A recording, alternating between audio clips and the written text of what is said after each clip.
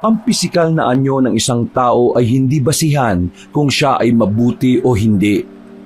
Minsan, ang akala nating may malaanghel na muka ay anghel at ang palaging masungit ay masungit. Paano kung napagkamalan mong aswang ang isang tao dahil sa anyo niya? Tapos nalaman mo na siya pa pala ang makapagliligtas sa iyo sa kapahamakan.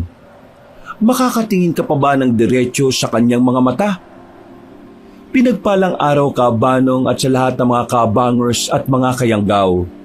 Ang aking ibabahaging kwento sa inyo ay hindi kasing ganda ng kwento ng iba. Ngunit masasabi ko na maaari nating kapulutan ng aral lalo na sa usaping panghuhusga. Ako nga pala si Rodolfo.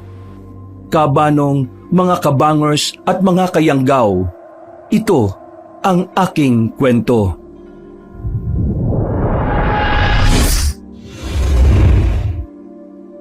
Bago nga pala magsimula ang ating kwento, sana'y mapindot nyo muna ang subscribe button at ang notification bell para lagi kayong nanonotify pag may bago tayong mga kwento. At huwag nyo rin kalilimutan mag-like at comment. Napakalaking tulong po ito sa ating channel para mas makapagatid pa kami sa inyo ng mga magaganda at mga nakakapangilabot na mga kwento. At ngayon, sa ating pagpapatuloy.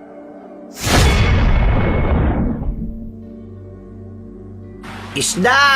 Isda kayo riyan! Sariwa pa oh! Mas sariwa pa sa asawa niyong di naliligo! Uy, anong ikaw talaga? Maugulat ka na lang pag may nanampas sa'yo dyan eh. Loko talaga to. Ayusin mo nga yung pagtitinda. Baka bugbog abutin natin sa ginagawa mo eh. Uy, bakit? Maayos naman ang pagtitinda ko ah.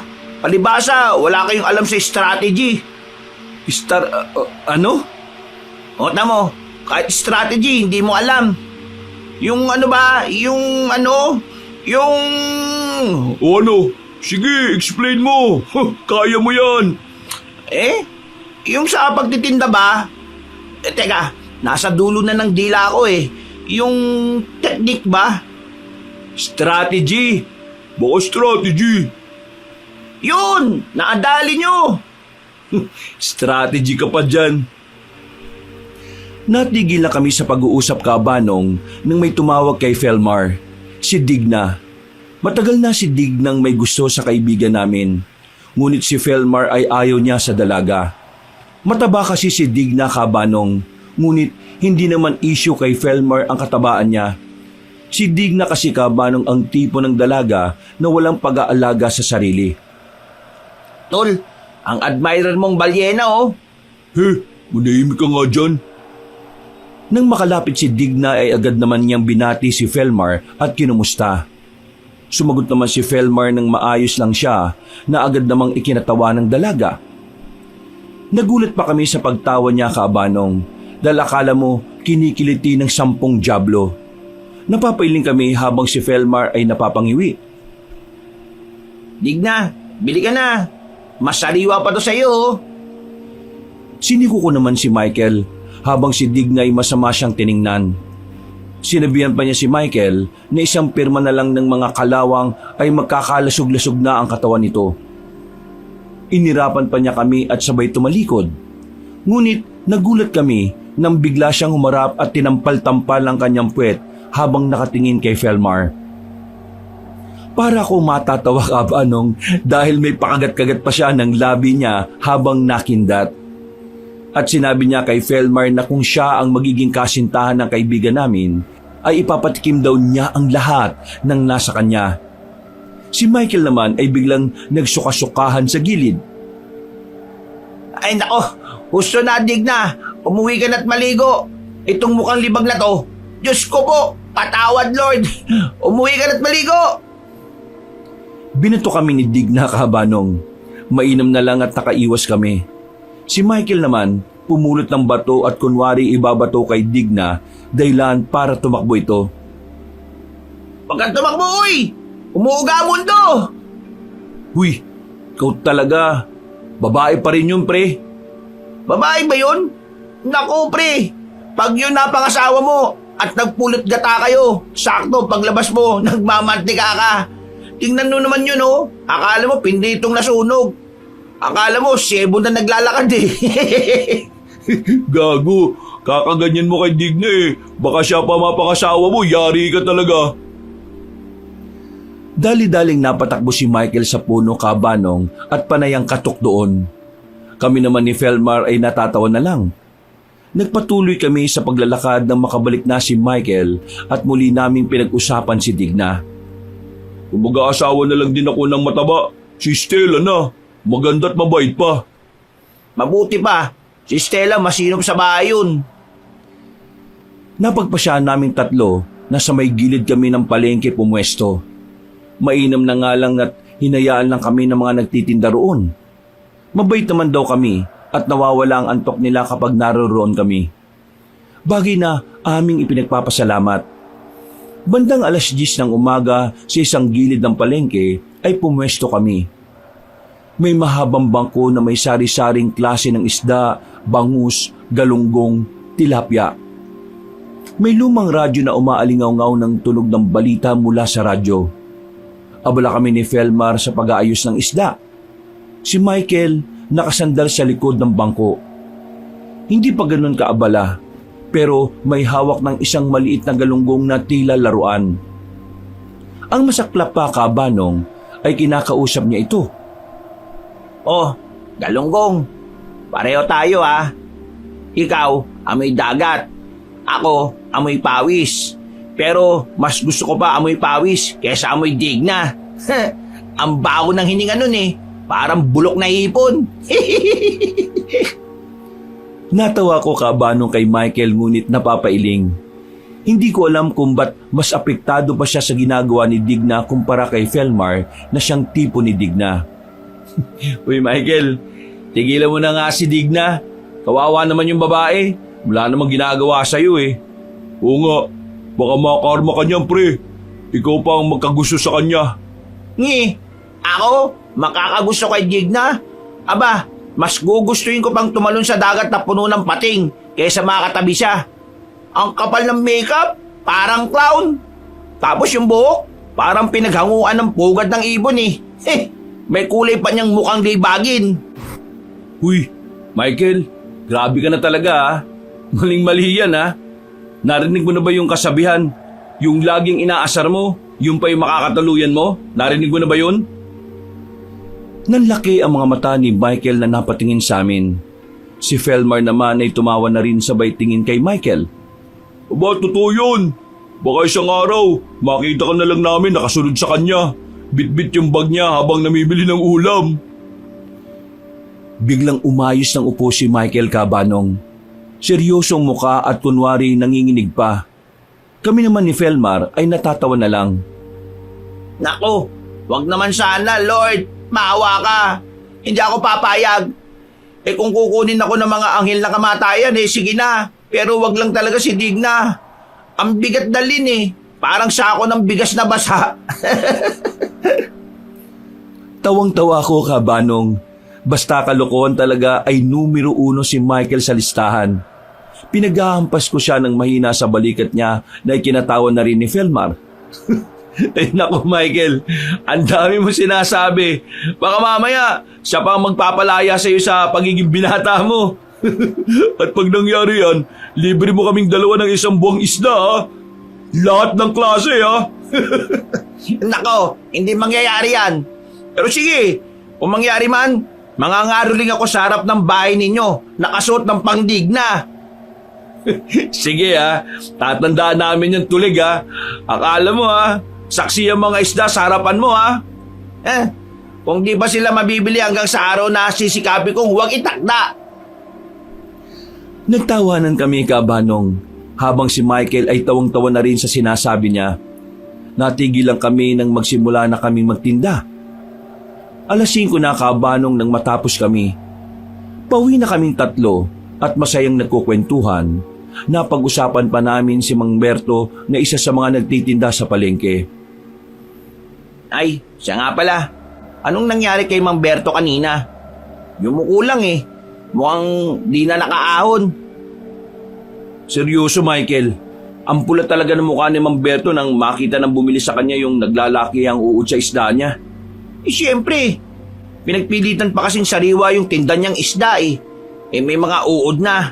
Kaya ayun, sinabi ko sa kanya, Mamberto, humihinga pa yata tong uod mo. Mas sariwa pa sa isda mo eh. Loko ka talaga.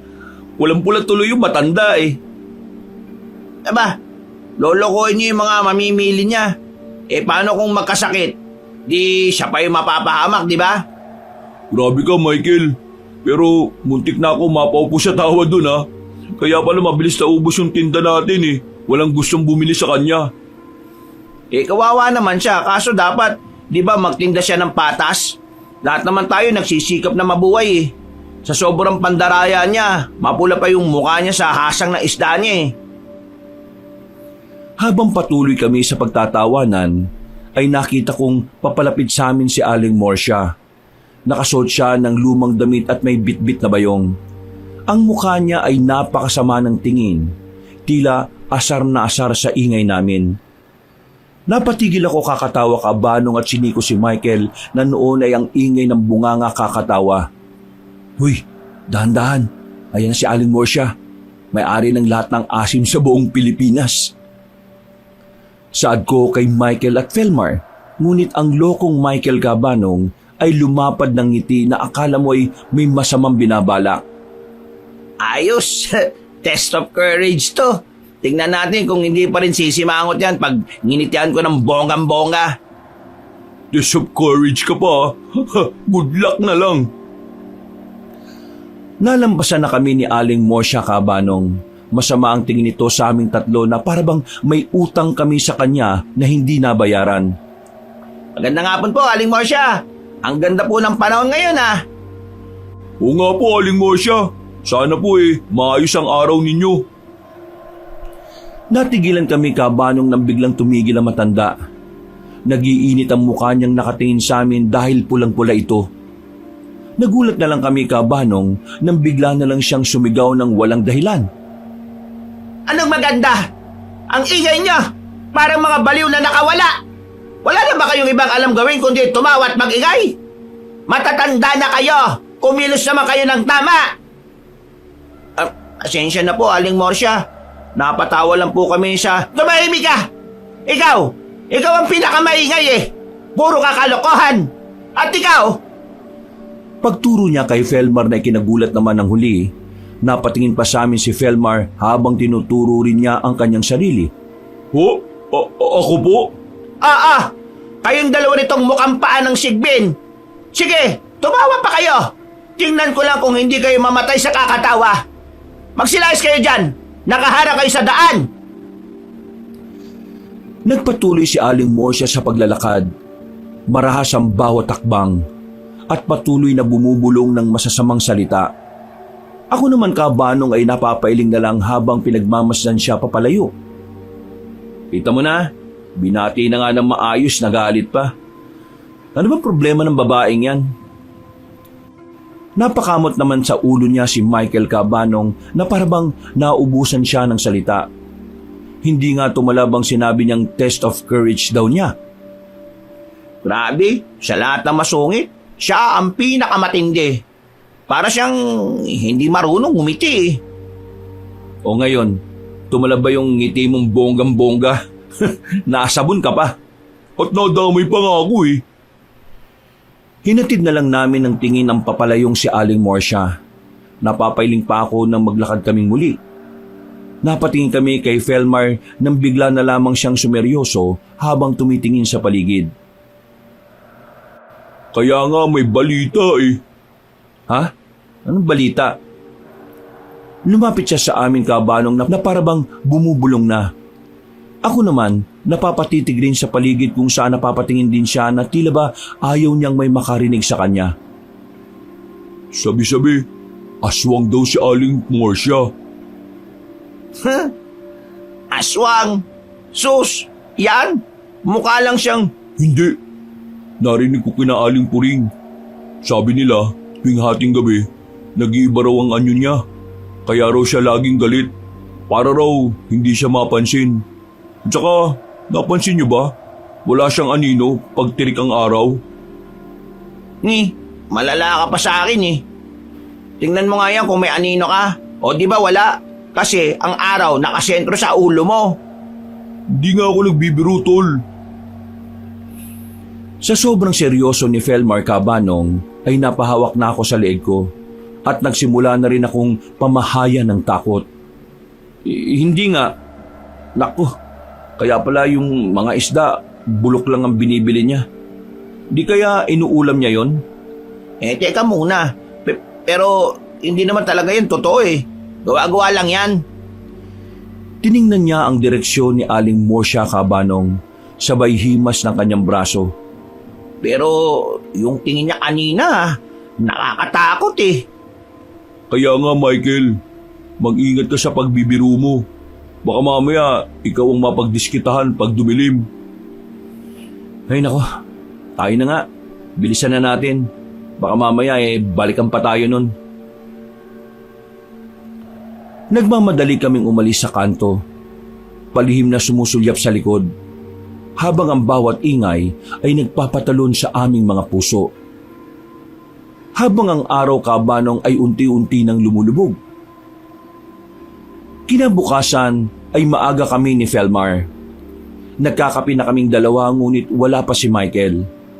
Nagtataka naman kami ni Felmar dahil ito ang unang beses na tinanghali si Michael. Kadalasan kasi siya ang nauunang magising. Nakaupo kami sa mga upuang kahoy. May hawak na tasang yero ng mainit na kape. Sa isang lumang transistor radio, umaalingaw-ngaw ang tunog ng OPM mula sa 80s. Humigop ako ng kape habang dinadama ko ang musikang tamang-tama lang sa umaga na mapakinggan. Ang sarap ng kape ni Tia, Felmar. Tamang-tama sa lamig ng umaga. Oo, pero ang tahimik yata, Rodolfo. Parang may kulang eh. Napatingin ako sa orasang pambisig ko. Mag-aalas 7 na Cabanong wala pa rin si Michael. Aba, alas 7 na. Napakataas na ng araw, wala pa rin yung baliw na Michael na yon. Hindi pa nagpaparamdam. Baka puyat. Kakakwentuhan siguro nung kung sinong babae kagabi. Alam mo naman yun, minsan gumagala sa gabi. Di naman kaya tatambay riyan kay Ella sa tindahan.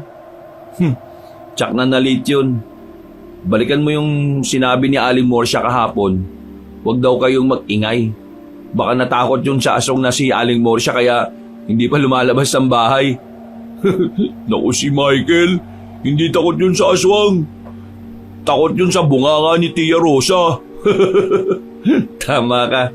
Pero teka, naalala mo ba yung high school tayo? Nung pumunta tayo sa fiesta sa kabilang bayan at nagpustahan tayo kung sino ang mas maraming makakasayaw na dalaga? Napahawak naman sa baba niya si Felmar na tila ba may inaalala. Marami kasi kaming mga kalukuhan noon, Cabanong. Lalo na mahilig kami noon sa mga sayawan. Oo, naalala ko. At dahil lang sa pustahan, sumayaw ka pati ng lola ng may-ari ng bahay. Uy, hindi ko alam na lola na pala yun, no? Akala ko lang yun yung matrona na mayaman sa bayan. Pero ang dulas pa rin ng sayaw niya eh. Tapos si Michael, sumayaw siya sa gitna, nagsolo. Akala niya sikat siya eh. At ang mas nakakatawa, nasira na yung pantalon niya sa likod. Ang laki pa ng butas. Kaya pala panay ang talikod niya sa dingding eh. Ayaw humarap sa atin. Tapos pagdating sa bahay, sabi mo, "Uy, Michael, mas malamig pala ang hangin ngayon sa likod mo ah." Buti nga hindi sinama ng sikmura eh. Kabagin pa naman yun. Pero ang bilis talaga ng panahon no. Parang kahapon lang yun nangyari. Naglalaro pa tayo ng trumpot, nagtataguan sa sagingan. Ngayon, nagtitinda na tayo ng isda at pinag-uusapan ng mga utang. Ay nako, iba talaga ang pakiramdam pag nakakaedad na, Felnar no? Pero masaya pa rin, lalo na't may Michael tayong laging gumagawa ng kalokohan. Sana lang, hindi siya masyadong maging makulit ngayon. Dahil may edad na tayo eh. Paano siya magkakanobya puro kalokohan. Hayaan mo na. Babawi yun. Baka, ha? Hindi ko natuloy ang sasabihin ko, Kabanong, nang biglang may marinig kami ng malakas na sigaw mula sa malayo. Boses ni Michael. Rodolfo! Pelmar! Tulungan niyo ako! Nahuli ako ng nanay ni Digna! Nagkatinginan kami ni Felmar. Sabay ngiti ng may pagkagulat. Habang si Michael naman ay nagtatakang nakatingin sa amin. Ayan na, sabi ni wala pa man may istorya na kaagad. Tingnan mo nga oh. Sabi ko na hindi siya matatakot kay Aling Morsie. Pero sa nanay ni Digna, dun siya takot. Hingal na hingal naman si Michael na halos maririnig mo ang hangin galing sa dibdib niya dahil may tunog na itong kadabugan niya. Mukhang galing siya sa mabilis na takbo kaya ganun na lang ang hingal na nararamdaman niya. Oh, ano ba kasing ginawa mo? Bakit nahuli ka? Ito kasi si Digna. Nahuli ako ng nanay niya na nakatingin sa anak niyang mukhang pinagli sa dugong. Nagsasayaw kasi, tapos ako nakatingin sa kanya. Nakakangilo kasing tingnan Akala mo, uod sa guyabano Tapos, bigla ba namang sabihin ng nanay niya na kahit daw magubad ako sa harap ni Digna hindi raw ako papatulan. Manyakis daw ako. Nagalit nang sabihin kong sino naman ang magmamanyak sa anak niyang kakulay ng tubol. Ayun, nagalit. Hinabol ako. O tapos? Nahuli niya akong binangga ko si Digna. Kaya nagpagulong-gulong dun sa may pampang. Nagmukha tuloy siyang kalabaw na naglalalangoy sa putik. Ay nako, ikaw talaga. Ba't mo ba kasi pinatulan? Yari ka talaga. Kaya pala, wala ka pa pagising namin. Nag-early bird ka palang mang-away kay Digna. Nako, tara na nga, maglako na tayo. Napailing na lamang kami ni Felmar, Kabanong, at nagpasya na kaming umalis at balak naming maglako sa kabilang barangay. Linggo kasi noon, kaya tsak na marami ang bibili. Tanghali na, Kabanong, na makarating na kami sa kabilang barangay. Mainit ang sikat ng araw. Naglalakad kaming tatlo sa isang kalye ng barangay na yon. Bitbit namin ni Felmar ang malalaking banyera ng isda sa aming ulo. Habang si Michael naman ay may maliit na kariton na may mga isda at ginagamit niya ang boses niya sa pagsigaw ng mga paninda namin. Sariwang isda! Mga ating, bili na kayo! Galunggong, bangus, tilapia! Huling-huli to sa karagatan ng Pacific Ocean kung saan ang lagusan papunta sa Atlantis. Pinaghirapan namin kunin ito sa Bermuda Triangle. Maibigay lang namin ang sariwang isda para sa inyo mga suki. Mabango pa to kay Digna. Mga suki, sariwang isda. Uy, Michael, tigilan mo na nga yan si Digna. Malalagot tayo sa tatay niyan pag narinig tayo dito Hayaan mo na. Yan lang ang diskarte niya para may mamili. Mga kuya, mga ate, isda na pang sardinas, pang prito, pang sinigang. Ang sarap gawing paksiw. Papaksiw na siguradong maasim tulad ng mukha ni Aling Morsia. Ha! Bili na! Bilis! Bili na! Napapailing na lang kami, Kabanong, habang naglalako. Nakita ko ang isang magandang dalaga na nakatayo sa labas ng isang malaking bahay. Napakahinhin ng kilos, nakangiti at nakasuot ng simpleng damit. Nakilala na noon na si Inday Hana. Uy, Michael, tingnan mo yun Kinalabit ko si Michael, Kabanong, na panay ang sigaw ng isda na may kasamang panlalait kay Digna. Ang mokong di na talaga nadala sa kasalanan niya. Isda, bili na kayo! Sariwa, malaman, at ano ba yun? Tingnan mo nga muna yun Napatingin si na Michael at Felmar sa itinuro kong dalaga. Agad silang natahimik. Nakangiti naman ang dalaga na papalapit sa amin. Aba, sino yan? Diyos ko, parang muse sa ganda. Ang hinhin, parang gusto ko na lang magbenta ng bulaklak. Natatawa ko sa mga nakatulala kong kasama. Basta babae talaga, naglalaway ang mga walangya. Magandang tanghali po. Meron po ba kayong sariwang tulingan? Opo ma'am, meron po. Napakasariwa po. Galing pa po yan sa karagatan kaninang madaling araw.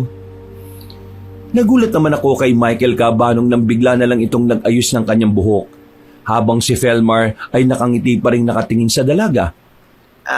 Ate, kukuha ka po. Kahit anong isda, meron kami. Sige po, pili na. Salamat. Napakaganda ng boses mo.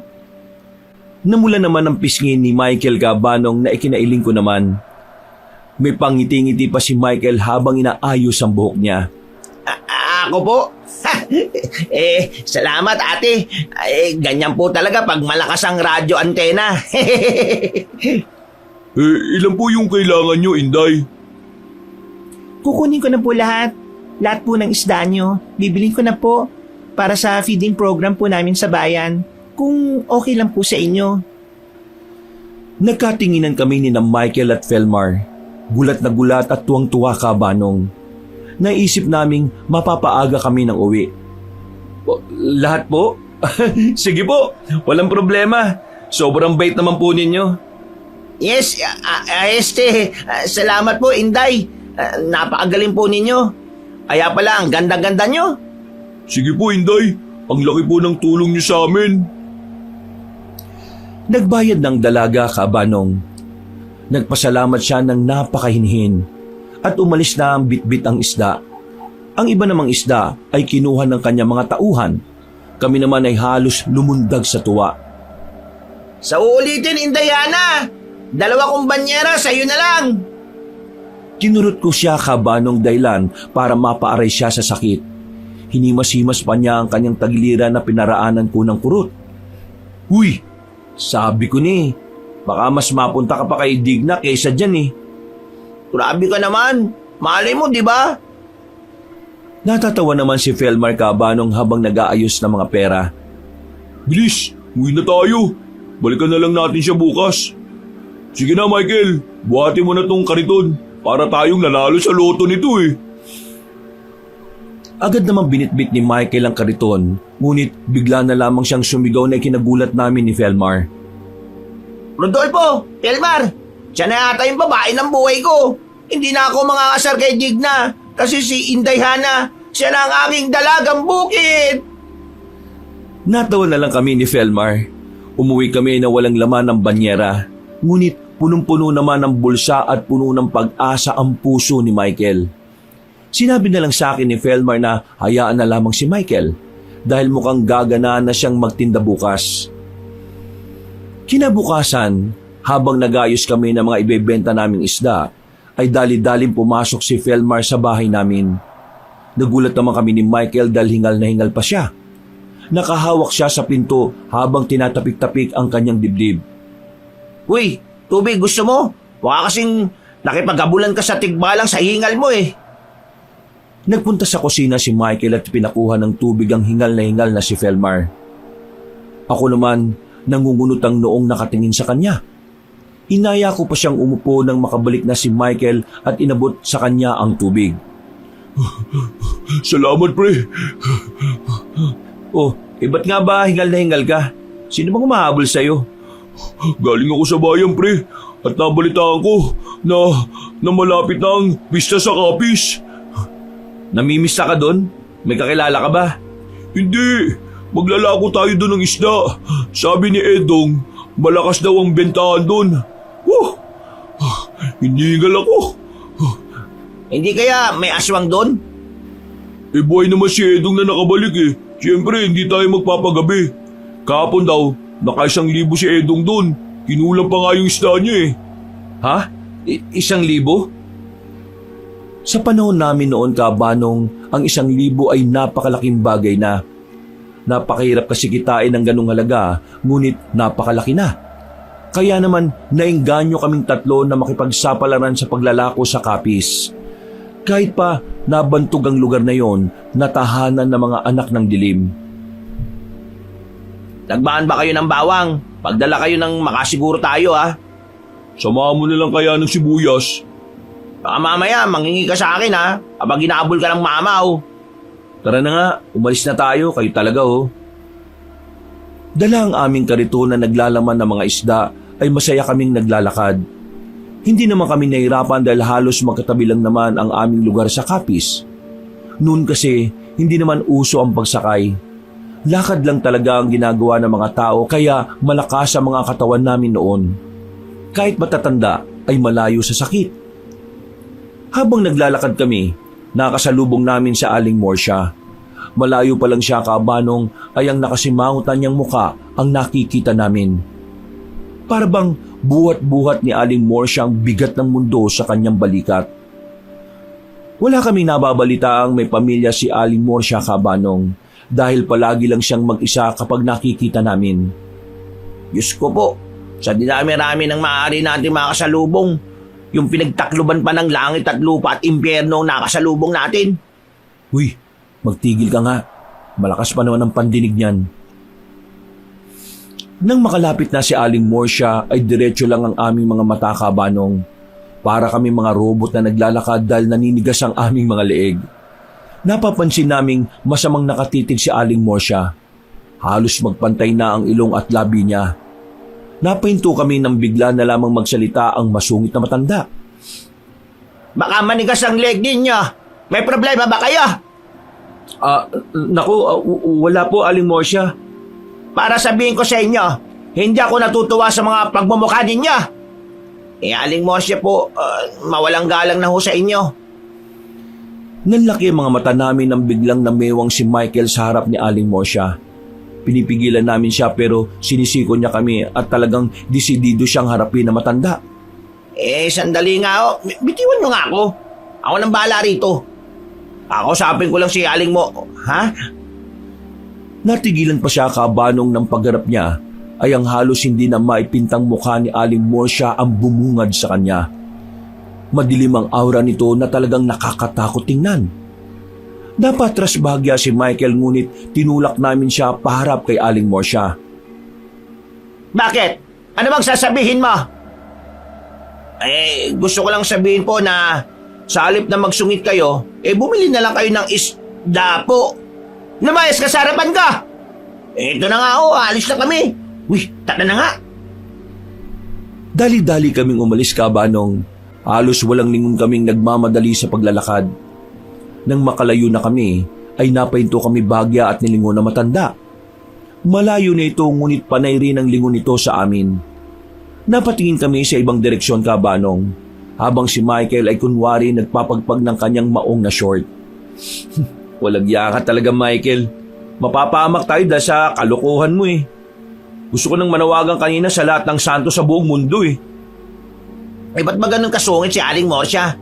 Dalaga pa siguro yan. Ligawan mo kaya Rodolfo, total, ikaw naman ang pinakagwapo sa ating tatlo eh. Bisit ka talaga. Ikaw na lang kaya, total ikaw nakaisip. Hindi na, pamamatay na lang akong walang asawa. Tara na nga. Nang marating namin ang lugar na aming sadya kabanong, ay halos malula kami sa dami ng tao. Napakaingay ng paligid at may iba-ibang paninda ang nakalatag sa gilid ng kalye. Nagkatinginan pa kami ni Felmar at Michael. Saka naghanap kami ng pwede naming pwestuhan. Felmar, tingnan mo ang daming tao. Siguro dito na natin uubusin ang mga isda. Sana nga, Rodolfo. Siguraduhin nating maubos ang paninda natin. Pero, teka, tama ka. Punong-puno ng tao. Fiesta nga. Malapis na nga yata, tol. Sigurado kong masarap magluto rito mga tao. Inihanda na ni Michael ang mga banyera. Maging ang panukat ay inihanda na rin niya. Kami naman ni Felmar ay tahimik lang na nakamasid sa paligid. Uy Michael, binabalaan kita ha. Huwag ka masyadong agresibo. Hinaan mo lang ang boses mo, baka masita tayo ng tanod dito. Oo nga Michael, kahit mahina lang basta kumita tayo, ayos na. At iwas sa kalokohan ha. Magbenta ka na Michael, sige na. Tumingala si Michael, huminga ng malalim. Tiningnan ng isang grupo ng mga babae na abala sa pagtatahi ng kurtina sa labas ng bahay. Ang buong paligid ay may ingay ng trabaho at buhay. Maya-maya'y inilagay niya ang kamay sa bibig at sumigaw siya ng buong lakas at galing. Ang boses niya ay tumagos sa ingay ng baryo na maging kami ay nagulat. Isda! Galunggong! Galunggong kayo dyan! Mura na, sariwa pa! Kahuhuli lang sa karagatan! Lapu-lapu, tuna, pangsinigang, pamprito, pangkilawin isda! Sa isang iglap, Kabanong, ay tumahimik ang buong baryo. Ang ingay ng martilyo, ang boses ng mga nagkukwentuhan, ang pagtahol ng aso. Lahat tumigil. Ang lahat ng tao, bata man o matanda, lalaki man o babae, ay tumingin sa iisang direksyon. Sa direksyon naming tatlo. Ang mga mata nila ay nakatutok sa aming tatlo na naglalako ng isda sa gitna ng kanilang abalang baryo. La, Michael, sabi ko huwag ka masyado maingay eh. Rodolfo, anong nangyari? Napalunok ako, Kabanong, dahilan na tila ba tumigil ang mundo ng mga taga-Kapis at lahat sila ay nakatingin sa amin. Kami naman ay halos hindi kumikilos na nakatingin sa kanila. Hindi ko alam, Felmar. Hindi sila kumikibo eh. Si Michael, na nakasanayan na ang ingay, Kabanong, ay hindi napansin ang biglang pagbabago ng paligid. Nakangiti pa rin siya at handang magbenta. At ang masama pa, Kabanong, ay inulit pa niya ang pagsigaw. Alina kayo! Sariwang isda! Tuna! Lapu-lapu! Nakatitig pa rin ang lahat ng tao sa amin, Kabanong. Para bang nakakita ang mga ito ng mga estranghero mula sa ibang mundo. Ang katahimikan, Kabanong, sa paligid ay nakabibingi, na binabasag lang ng malakas na sigaw ni Michael. Nangibabaw ang katahimikan sa paligid, Kabanong. Lahat ng tao ay nakatitig sa aming tatlo. Ang titig nila ay matindi. Walang emosyon at bahagyang nakakakilabot. Nakaunat pa rin ang kamay ni Michael na sumisigaw ulit. Siniko ko na siya ng malakas. Hindi ko alam kung hirap bang makiramdam si Michael o manhid talaga. Huy! Michael! Napahinto siya, Kabanong, at napakunot ang noo sa sakit. Tumingin siya sa akin na pinandilatan ko naman ng mga mata. Aray! Ano ba, Rodolfo? Nagtitinda ako eh. Ha? Naputo lang sasabihin niya, Kabanong. Doon lang niya napansin ang katahimikan at ang maraming mga mata na nakatutok sa amin. Ang ingay ng baryo ay wala na. Ang dating masiglang paligid ay nagmistulang larawan na lang.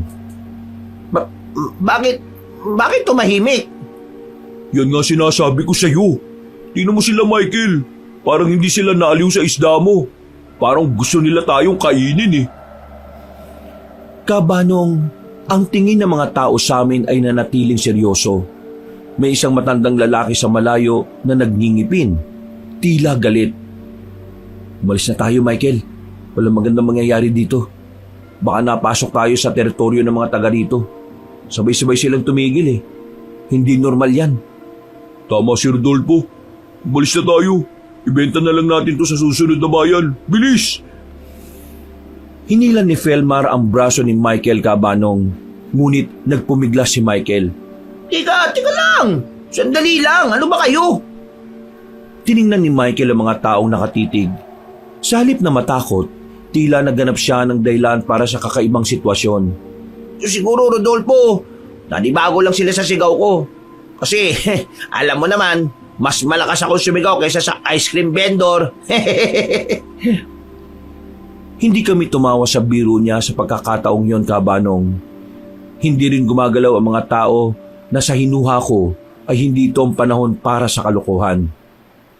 Michael, seryoso ko. Tingnan mo mga mukha nila, oh. Nagkibit balikat lang si Michael, Kabanong, na tila ba manhid sa maaaring panganib na magaganap. Ay nako, okay lang yan. Sige, titingnan natin kung mananatili silang tahimik. Kailangan natin kumita eh, mga tol. Ikaw na nga nagsabi, Felmar, na malakas ang kitaan dito. Kaya nga tayo naririto, di ba? At sabi mo, ligtas naman si Edong na nakabalik. Hindi nakaimik si Felmar, Kabanong. Siya naman talaga ang dahilan kung ba't kami napunta dito. Humarap ulit si Michael sa mga tao. Tila walang nakita o naramdamang kakaiba. Nagpakita siya ng pinakamalapad ng ngiti at muling sumigaw. Masigla pa rin ngunit mas mataas ang tono. Mga suki! Isda! Isda po dyan! Ang sarap ng tuna! Pang sashimi! Ano ba ang iniintay nyo? Bili na! Nakatayo lang kami ni Felmar sa likuran niya. Nanlalamig at handa ng tumakbo. Ang mga tao'y nanatiling nakatitig. Walang patid ang sigaw ni Michael Cabanong nang matigilan siya dahil sa pagtayo ng isang matanda at napahawak ng itak.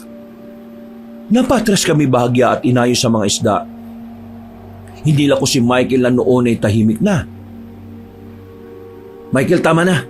Umalis na tayo bago pa tayo saktan ng mga ito. Bilisan mo, Michael! Buhatin mo na to! Naganda na kami, Cabanong, at tanda na sana kaming umalis nang may tumawag sa likod namin na pamilyar sa amin ang boses. Rodolfo! Felmar! Michael! Napalingon kaming tatlo, Cabanong, nang makilala namin ang boses. Ang mga mukha namin na kaninang puno ng takot at tensyon ay biglang lumiwanag at napalitan ng tuwa. Inday, Hana? Agad naming ibinaba ang mga dala namin at nakangiti kaming humarap sa kanya. Ikaw nga! Anong ginagawa mo rito? Lumapit sa amin si Inday Hana, Cabanong. Nakasuot siya ng simpleng damit. Nakangiti at may dalang basket na puno ng gulay. Dito ako nakatira. Umuwi muna ako dito sa amin. May bahay rin kasi kami dito eh. Ano nangyayari? Akala ko ba nagtitinda kayo ng isda? Bakit parang may multo kayo nakita? Inday, tumingin ka. Hindi sila nagsasalita oh. Nakatitig lang sila sa amin. Natatakot kami. Napatingin naman si Inday Hana sa paligid, Cabanong. Bagya pa siyang natawa nang mapatingin siyang muli sa amin. Ay, mga baliw. Huwag kayong matakot sa mga yan. Ganyan talaga mga tao rito. Pagkuway, hinarap ni Inday Hana ang lahat ng tao sa baryo. Ang tinig niya ay malumanay, ngunit may otoridad. Mga kababayan, kilala ko mga ito. Mga kaibigan ko sila mula sa kabilang baryo. Sila ang magdadala ng sariwang lapu-lapu at tuna sa atin. Sa kanila ko binili yung mga isdang dinala ko rito para sa feeding. Pagkatapos sabihin yun ni Inday Hana, nagbago ang mga mukha ng mga tao. Ang titig na nakakakilabot ay biglang nawala at napalitan nito ng malawak at masisiglang ngiti. May mga nagtawanan pa at nagbulungan. Maya-maya pa'y may lumapit na isang matandang babae na sa wari ko'y mga nasa 50 pataas. Nakangiti siya kay Inday Hana at sinabi na kakilala pala daw kami ni Inday. Akala raw niya ay mga mangkukulam kami na galing sa kabilang baryo. Ang lakas daw kasi sumigaw ni Michael. Tumawa naman ang isang matandang lalaki, Cabanong, na sa hinuha ko'y nasa 85 na. Aniya, mainam na lang daw at dumating si Inday. Natahimik daw sila dahil sa ingay ni Michael na parang siramplaka. Bahagyang natawa si Michael habang inaaplos ang kanyang dibdib. Akala ko, galit kayo sa amin eh. Hindi, Michael. Nagulat lang sila. Alam mo naman dito sa Capiz, masanay kami sa tahimik. Ngayon mga suki, bumili na kayo lapu-lapu, pang sinigang. Biglang nagbalik sa normal ang baryo. Naglabasan ng mga tao. Dala ang kanilang timba. Ang mga banyera namin na isda ay napalibutan ng mga mamimili. Nagmamadali na silang bumili at naging abala ulit ang lahat. Himala, isang Inday lang pala kailangan natin. Ay naku, salamat sa Diyos talaga at dumaan siya. O sige na Michael, magbenta ka na. Masiglang sumigaw ulit si Michael, Cabanong, ngunit hindi na kasing lakas ng kanina. Naging abala kami dahil sa dami ng mga bumibili. Halos hindi kami magkamayaw sa dami ng mga namimili. At hindi nga nagtagal ay naubos agad ang aming mga paninda. Nasa simpleng bahay na kami ni Inday Hana. Mas simple ang bahay nila kumpara sa isang bahay nila sa aming baryo. Nakaupo kami sa loob ng bahay, sa mahabang mesa. Punong-puno ng lutuing kapisnon ang mesa. Inubarang manok, pansit molo at napakaraming kanin. Dahil tanghali na ay naparami ang kain naming tatlo. At talagang busog na busog kami. Si Michael naman halos hindi na makatayo sa kabusugan. Ay, Inday Hana, salamat talaga ah. Ang tagal na namin hindi nakakain ng ganito kasarap na lutuin eh. Wala na talagang tatalo sa luto ng mga taga-Capiz. Oo nga, Ana. Hindi pa kami nagtatanghalian ng ganito kasustansya mula nung naging abala kami sa pagtitinda. At dahil na rin sa hirap ng buhay. Pwera kay Rodolfo ha, mayaman kasi yan eh. Salamat sa pilit. Napangiti naman si Inday Hana. Habang naglalagay ng inubaran sa plato ni Michael, ang walang yaka Banong damang-dama niya ang ginagawa ni Inday. Huwag kayo mahiya, ganyan kami dito.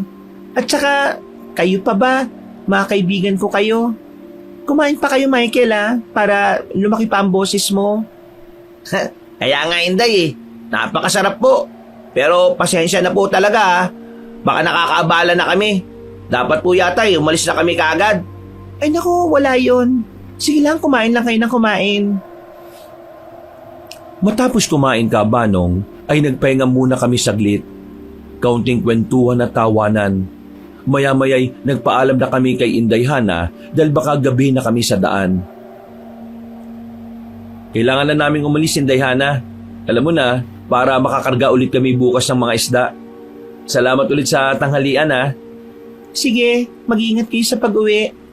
Di na ba kayo maghahapunan? Ay naku, Inday, huwag na. Sa susunod na lang kung may pagkakataon. O sige, Inday, tuloy na kami. Aalis na sana kami, Banong, nang tawagin kaming muli ni Inday Hana. Halos sabay pa kaming tatlo na lingunin siya. Ano yun, Inday? Oo nga pala, bukas na ang bisperas ng pista dito sa aming baryo. Sabi ko sa inyo, marami kaming handaan . Ganun ba? Oo, kaya gusto ko sanang imbitahan kayo. Kung makakabalik kayo dito bukas ng umaga, napakalaki ng kikitain nyo, sigurado ako. Talaga, Inday? Baka maubos naman ang paninda namin dito. Aba oo, alam mo ba, nag-usap-usap na mga kapitbahay. Isda ang kulang sa handaan. Kailangan nila ng maraming lapu-lapu, Michael. At saka, gusto ko nang ipakilala sa iyo ang ama ko. Nagtinginan sina Michael at Felmar. May ngiti sa mga labi nila, Banong. Samantalang ako ay tahimik lang na nakatingin sa kanilang dalawa. Ano sa tingin mo, Felmar? Hindi masama, di ba? Kung fiesta, sigurado, may benta talaga. Mukhang magandang oportunidad.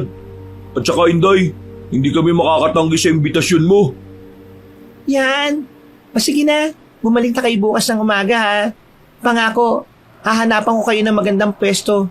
Huwag niyo akong bibiguin O sige na, Inday, Hana. Hindi namin kayang tanggihan ang imbitasyon ng isang kaibigan At saka, kakain ulit kami ng inubarang manok Nagtawanan kami, Banong. Ang pag-aalala kanina ay napalitan ng pananabik sa negosyo at sa fiesta. At sa iisiping malaki na naman ang aming kikitain. O sige, mag-ingat kayo sa pag-uwi Makita-kita tayo ulit bukas. Nagpaalam kaming tatlo at naglakad pabalik sa aming baryo. Puno ng pag-asa ang aming mga muka habang naglalakad papalayo sa kapis. Ngunit, Banong, habang pauwi kami, ay parang may nakasunod sa amin.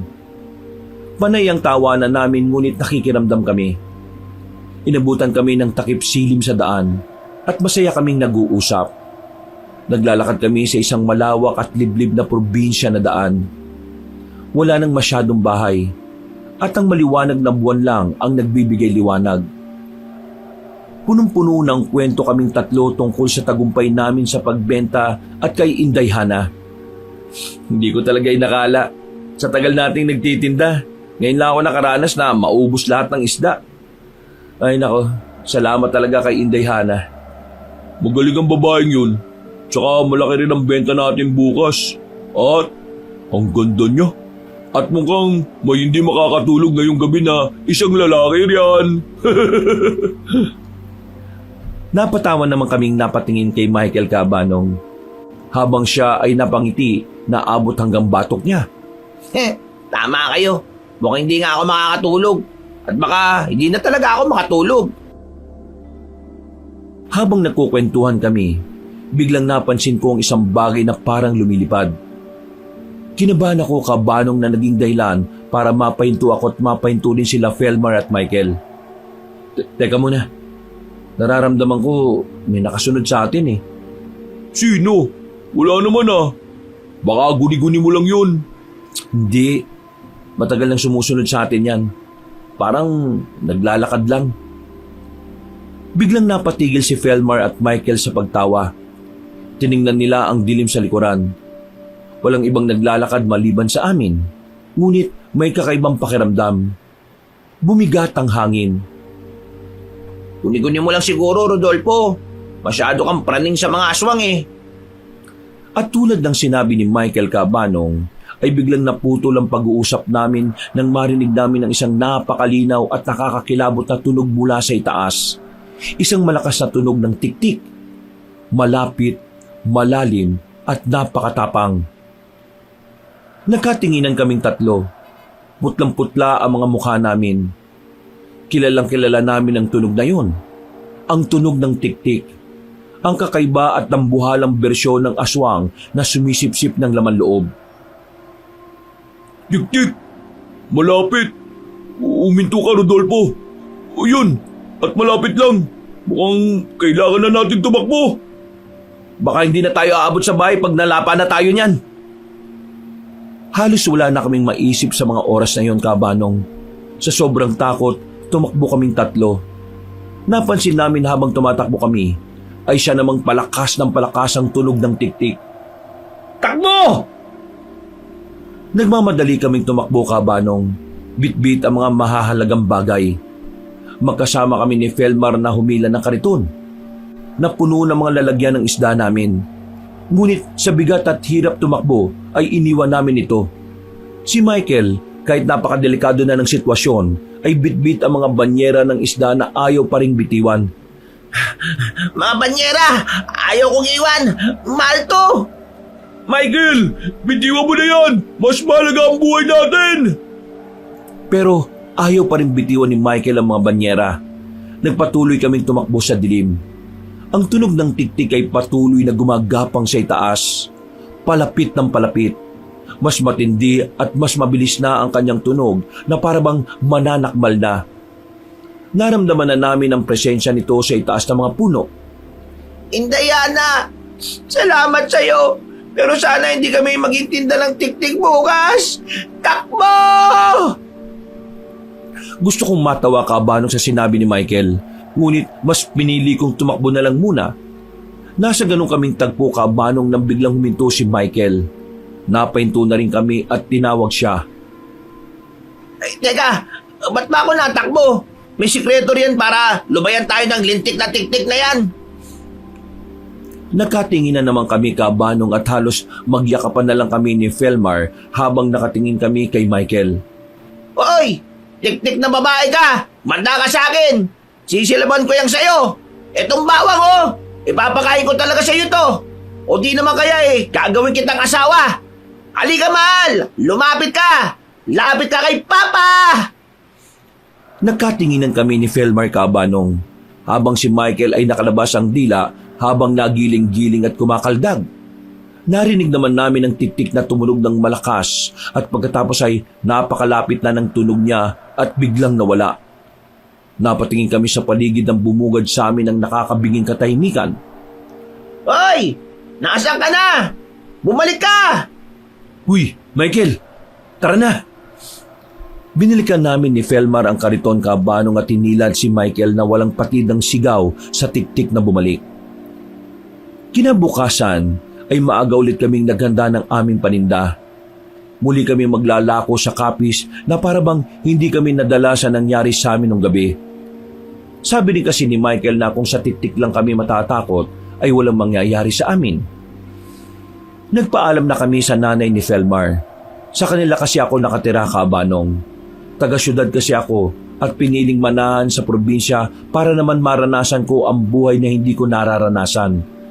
At ang masasabi ko, Cabanong, mahirap maging mahirap. Pero masaya kami sa simpleng buhay.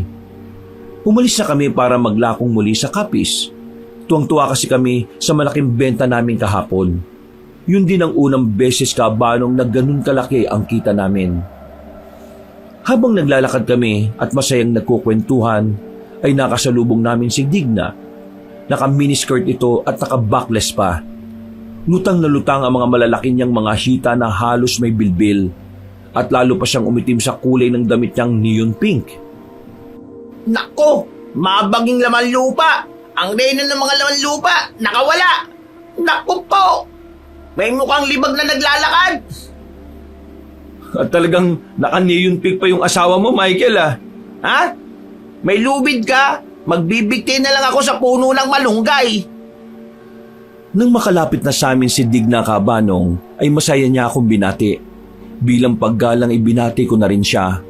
Napangiwi pa ako bahagya nang kumindat siya at sinabing ako raw ang pinakagwapo sa aming tatlo. Ha? Ganun ba? Salamat ha. At nanlaki ang mga mata ko nang sabihin niyang mukhang bagay kami. Napatingin kami kay Michael nang tumawa ito ng malakas. Kumuha pa siya ng isdang hito at hinarap kay Digna. Mukhang ang taas naman ng pangarap mo. Medyo hawig mo to. Noon si Felmar ang tipo mo. Ngayon naman si Rodolfo.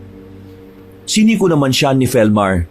Napatingin naman sa kanya si Digna at sinabing si Michael ay mukhang isdang hindi nadiligan.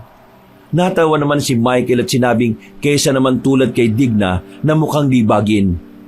Sinabi naman ni Digna na kapag siya gumanda ay wag na wag siyang liligawan ni Michael saka umalis. Nako, ipapaputol ko na lang lahat ng daliri ko kung gaganda ka, Digna. Pag si Digna talaga gumanda, Michael, nako, putol lahat ng daliri mo. Sus, malabo pa sa hamog yun. Matao ang plaza ng barangay nang makarating kami sa Capiz Cabanong. Naghahanda ang lahat. May mga nakasabit na banderitas. At naririnig ang malakas na tugtog ng sound system na nagpapatugtog ng OPM noong dekada 80. May mga nagluluto, nag-aayos ng entablado at nagbebenta ng iba't ibang kakanin. O ayan na, Capiz na, Michael. Ihanda mo na ang timbangan. Felmar, siguraduhin mong hindi natin ma-overprice ang bangus ha. Mukhang ang galing mong pumili ng pwesto ah. At sana malaki ang kikitain natin dito. Para masaya buhay. Eh di ba si Inday Hana naganap nitong pwesto? Ay, oo nga pala no. Sana lang walang kalaban. At sana, hindi tayo masyadong mainitan. Hula ko narito rin sila Edong eh. Kaya kanya-kanyang diskarte lang tayo. O sige, tara na. Bago pa dumami ang tao. Agad namang inayos naming tatlo ang aming mga banyera. Nang makapwesto na'y agad na sumigaw si Michael ngunit hindi na ganun kalakas tulad ng dati. Bili na ng mga suki. Taggis lang ang kilo. Maganda na mga isda. Kasing ganda ng misis nyo. Hindi nagtagal Cabanong ay dumami na ang tao sa paligid namin para bumili ng isda. Marami-rami na rin ang bumibili. At naging abala kami, ngunit walang mapagsidlan ng galak namin. Muli kaming natuwa Cabanong nang maaga pa lang ay naubos na ang mga paninda namin. Habang nag-aayos ng mga banyera, ay nakita namin ang papalapit na si Inday Hana. Rodolfo, Michael, Felmar, kayo pala. Hindi ko kagad kayo nakilala ah. Naparap kaming tatlo sa nakangiting si Inday Hana. Agad namang inayos ng dalawa kong kasama ang kanilang mga sarili. Si Michael nagbaon pa pala ng pumada at dali-daling nilagyan ng buhok at ang kanyang kilay. Saka humarap kay Inday Hana na baon ang matamis ng ngiti. Inday Hana, salamat sa Diyos at nakita ka namin ulit. Napatikim naman si Michael habang nakangiting aso. Hindi may paliwanag ang saya na nararamdaman nito. Mukhang malakas talaga ang tama niya kay Inday Hana. Nagkatinginan na lang kami ni Felmar na parang matatawa. Ang ganda mo pa rin, Hana. Kumusta ka, Inday? Mabuti naman. Kayo, napakalaking tulong niyo sa amin nung huling bagsak presyo ng isda. Kaya masaya mga kanayon ko eh. Sariwa pa raw mga isda ninyo. Kayo ang dapat namin pasalamatan, Inday. Kayo ang nagbigay sa amin ng tiyak na lugar sa tamang araw na ito. Kung hindi dahil sa inyo, sigurado akong sa dulo lang kami nakapwesto. Oo nga, ang ganda ng pwesto namin. Malapit sa bungad ng plaza. Maliit na bagay, Rodolfo. Pero alam kong malaking bagay ang kita niyo ngayon.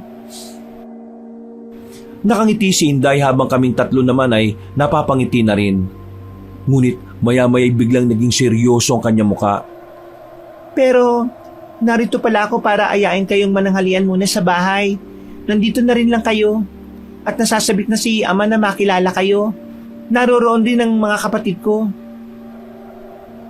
Nagkatinginan kaming tatlo. May bahagi sa puso ko, Kabanong, na parabang may mangyayari sa amin na hindi ko maipaliwanag. Pero Inday, hindi ba nakakaya sa pamilya mo? Huwag kayong mag-alala. Mabait ang mga magulang ko at kapatid. Sige na. Masama raw na tanggihan ang inaalok na grasya. Alam kong hinahanap na kayo ni Papa. Ano? Nakakaya naman kapag tumanggi tayo.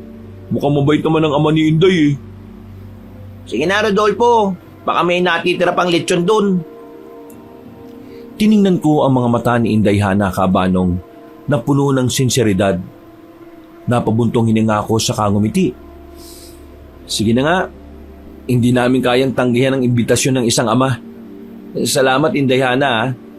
Walang anuman. Tara na. Sumunod kami ni na Michael at Felmar kay Inday Hana. Iniwan na lang muna namin ang aming mga kariton sa gitna ng Abalang Plaza. Sinabi kasi ni Inday na wala namang kukuha sa mga yon.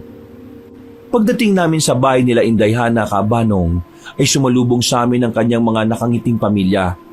Medyo nagulat pa kami sa paraan ng kanilang pagngiti sa amin, lalo na ang kanyang mga magulang. Agad naman kaming pinakilala ni Inday Hana sa kanyang pamilya. Rodolfo, Michael at Felmar. Siya ang aking ama na si Baste at ang aking ina na si Thelma. Sila naman ang aking mga kapatid. Ama, sila ho yung kaibigan ko na sinasabi ko sa inyo. Ay, ganun ba? Mga Ginoo, tuloy kayo. Sa aking mababang loob na tahanan. Magandang hapon po, Mang Baste. Salamat po sa imbitasyon. Rodolfo, tingnan mo yung mga ngiti nila oh. Oo nga, parang hindi natural. Ang ngiti ng pamilya ay malawak. Halos umabot sa tenga nila, Kabanong. Tila ba nanatili sa kanilang mukha ang mga ngiting yon ng matagal, na nagbibigay ng kakaibang pakiramdam sa amin. Papa, sila po yung mga mangingisda na nagbibenta ng pinakamasarap at sariwa na isda sa buong Capiz kahapon. At sa kanila rin ako nakabili ng isdang dinala ko rito na mga sariwa. Alam ko. Sikat na sikat ang isda din nyo. Kami sa Capiz, hindi na kami bumibili ng isda sa iba. Simula nung matikman namin ang isda ninyo na dala ni Hana. Naku, salamat po, Mang Baste. Kayo mga bayani namin dito. Kaya dapat lang na makapagtanghalian kayo. Bayani? Mukha namang tinalo natin ang mga antingero sa bagay na yan. Uy, manahimik ka nga. Hinarap ni Mang Baste ang kanyang pamilya, ngunit ang tingin ng kanyang pamilya ay nakatuon sa amin. Dalma, aking asawa, ihain mo sa kanila ang pinakamasarap na pagkain ng mga taga-Capiz. Lahat ng pamilya ni Inday Hana ay sabay-sabay na tumango at ngumiti ng mas malawak. Nagdulot ito ng matinding pagkailang sa aming tatlo. Salamat po. Hindi ako komportable sa mga ngiti nila, Pelmar. Ano bang problema ng mga tao rito? Parang hindi sila kumukurap. Kalma ka lang, Michael ah. Baka sadyang masaya lang sila. Huwag na tayo magkasaya ng oras. Sige na mga kaibigan, sa pagkainan na. Naganda kami ng lapas batchoy at kinilaw para sa inyo. Iginiya kami ni Inday Hana patungo sa kusina, kung saan makikita ang isang napakalaking mesang puno ng pagkain. Nakatinginan pa kami nila Felmar dahil nakakatakam na ang mga pagkain. Mga iho, sige na, maupo na kayo. Salamat po. Halos sabay kaming naupo nila Felmar at Michael, Kabanong. Nakangiti naman ang ina ni Inday Hana at sinabing huwag kaming mahihiya. Isipin raw namin na sa amin din ang bahay na yon. Napakasarap po ng kinilaw nyo, Mang Baste. Walang kupas. Huli ako nakatikim nito bata pa ako. Kayo naman, minsan lang kayo rito kaya kain lang kayo ng kain. Huwag kayong mahihiya dahil bukas pa naman ang mga bisita. Napatango naman si Mang Baste sa sinabi ni Inday Hana, habang kami tahimik lang at nakikiramdam. Napatingin si Inday Hana sa kanyang ama at nagpalitan sila ng makahulugang ngiti. Iniisip namin ni Papa, bakit hindi mo na kayo manatili? Bigla naman kaming napatigil na tatlo sa pagkain, Kabanong, at gulat na napatingin kay Inday Hana na matamis na nakangiti sa amin. Manatili?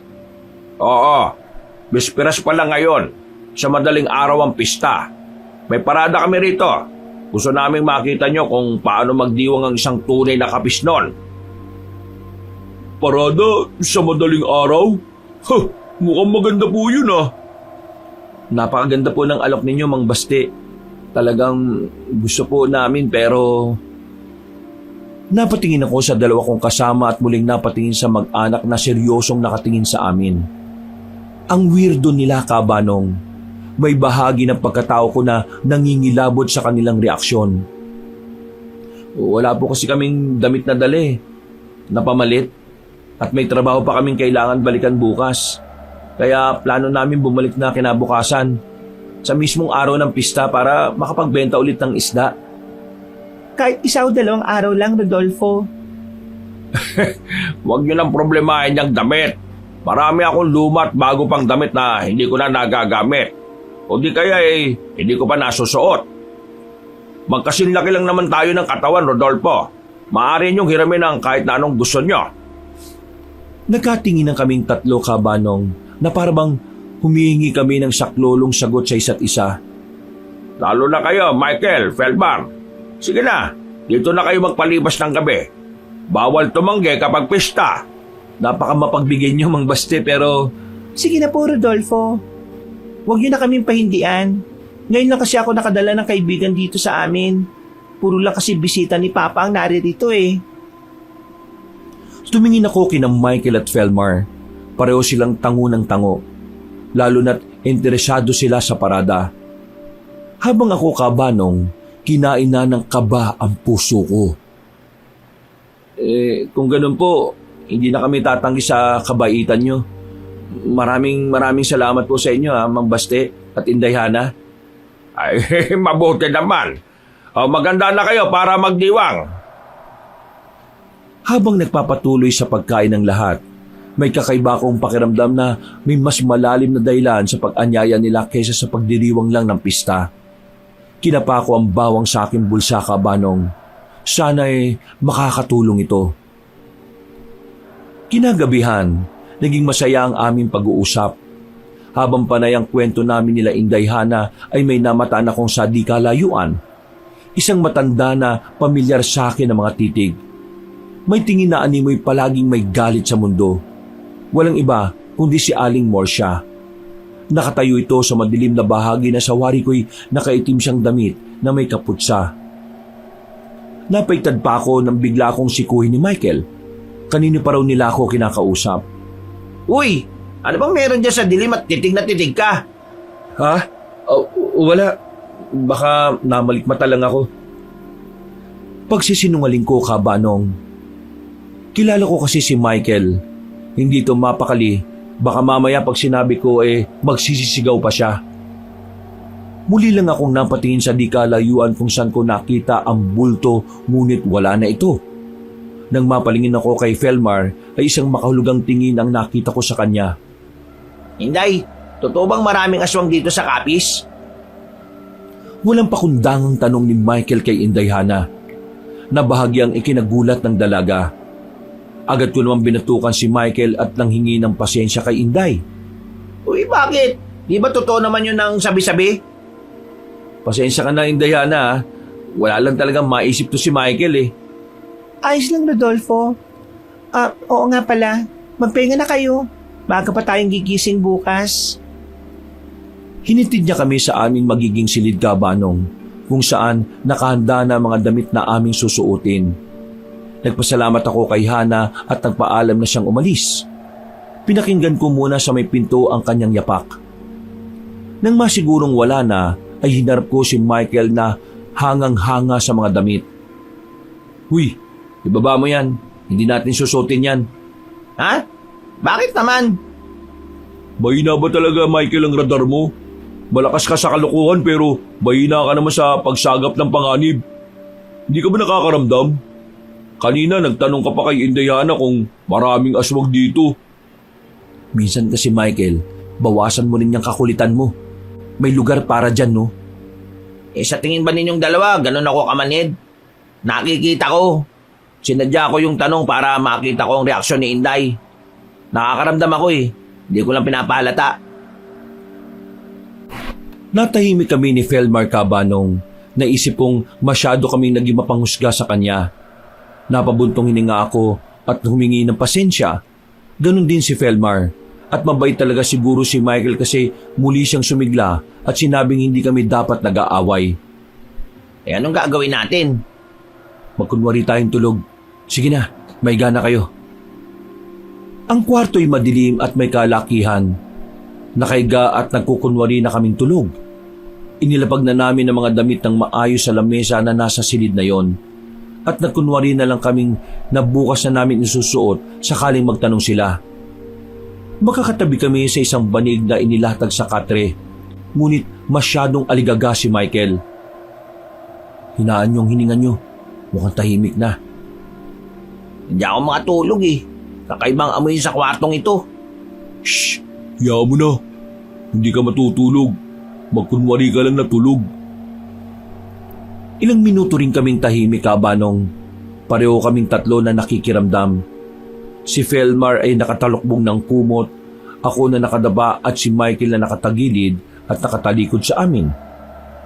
Mula sa labas ng kwarto, sa kabilang dingding, maririnig ng may hinang boses ng dalawang tao. Tila malapit lang sila. Sinasadya nilang bumulong, ngunit sapat na para marinig sa loob. Pa, sigurado ka bang magkakasya sila sa 3 araw? Kailangan na natin ng bago. Huwag ka mag-alala anak. Sapat na ang kanilang laman para sa pista. At isa pa, nariyan pa naman yung laman ng isang tindero ng isda, di ba? Pero sinong uunahin natin? Nagkatinginan kami, Cabanong.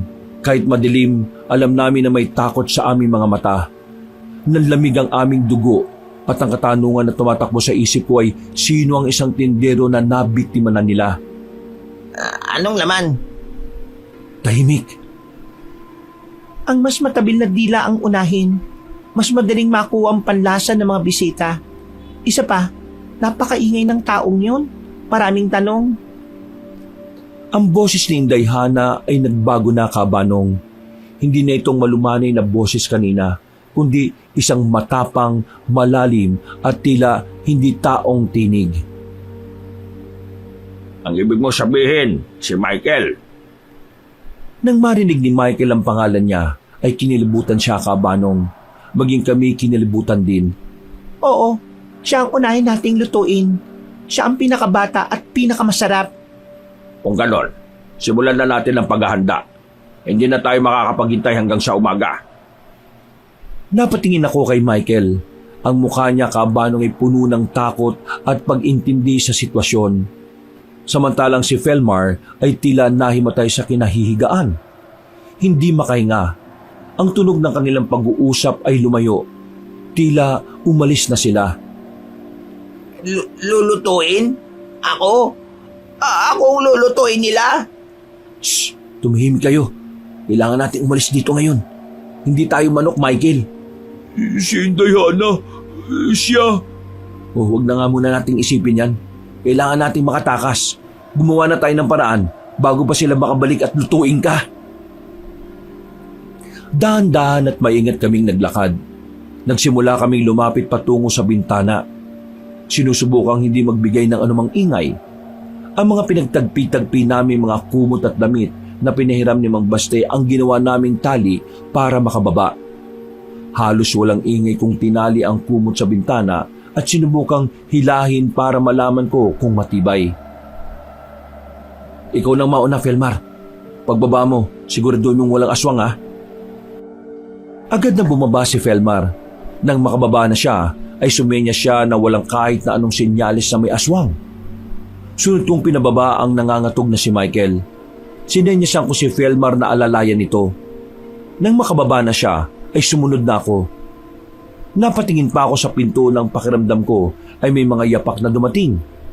Dali-dali akong bumaba. Nang makababa ako ay agad kong sinenyasan ng dalawa na sa kabilang bahagi ng bahay dumaan. Doon tayo, dali! Sa likod! Kailangan nating abutin ang kalsada.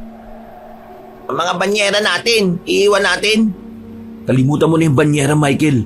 buhay natin ang nakataya. Habang nagpapatuloy kami sa pag-ikot-ikot sa gilid ng bahay, bigla kaming natigilan sa isang sulok. Natuklasan namin ang likuran ng bahay nila ay ang kanilang nagsisilbing dambuhalang kusina. Sa gitna ng bakuran, makikitang tatlong naglalaki ang kawali na nakasalang sa apuyan. Ang mga kawaling ito ay halos kasing laki ng isang maliit na kotse. At may sapat na espasyo para lutuin ng isang buong kalabaw. Naglalagablab ang apoy sa ilalim ng mga kawali at umaakyat ang makapal na singaw mula sa mainit na tubig. Diyos ko! Ilang kasambahay ni Inday Hana, ang mga taong may matitigas ng ngiti kanina ay abalang-abala.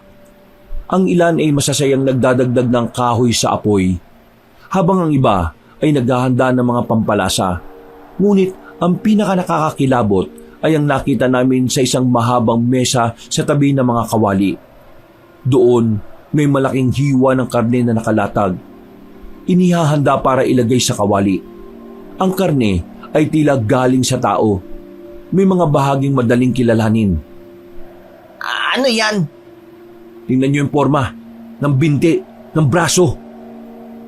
Habang tinitingnan namin ang mga karne kabanong, napansin namin ang isang bahagi ng karne na tila may bakas ng pamilyar na damit. Tila hihimatayin naman si Velmar at pinigilan niya ang kanyang sariling sumigaw. Ang damit!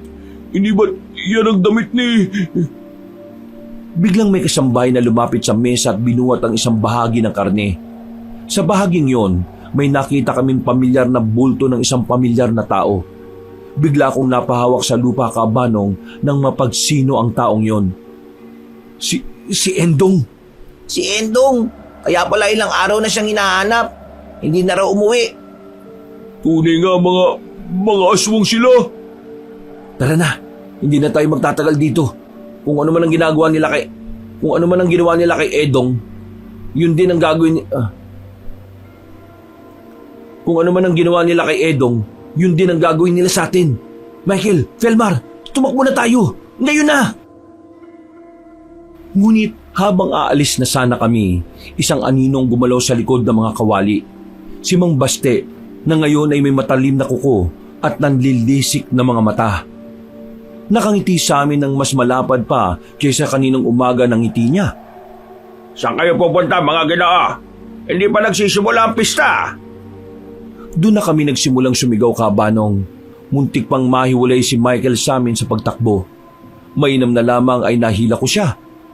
Doon na nagsimulang magambalang iba pang mga aswang na nasa paligid. Takbo! Bilis! Walang lilingon!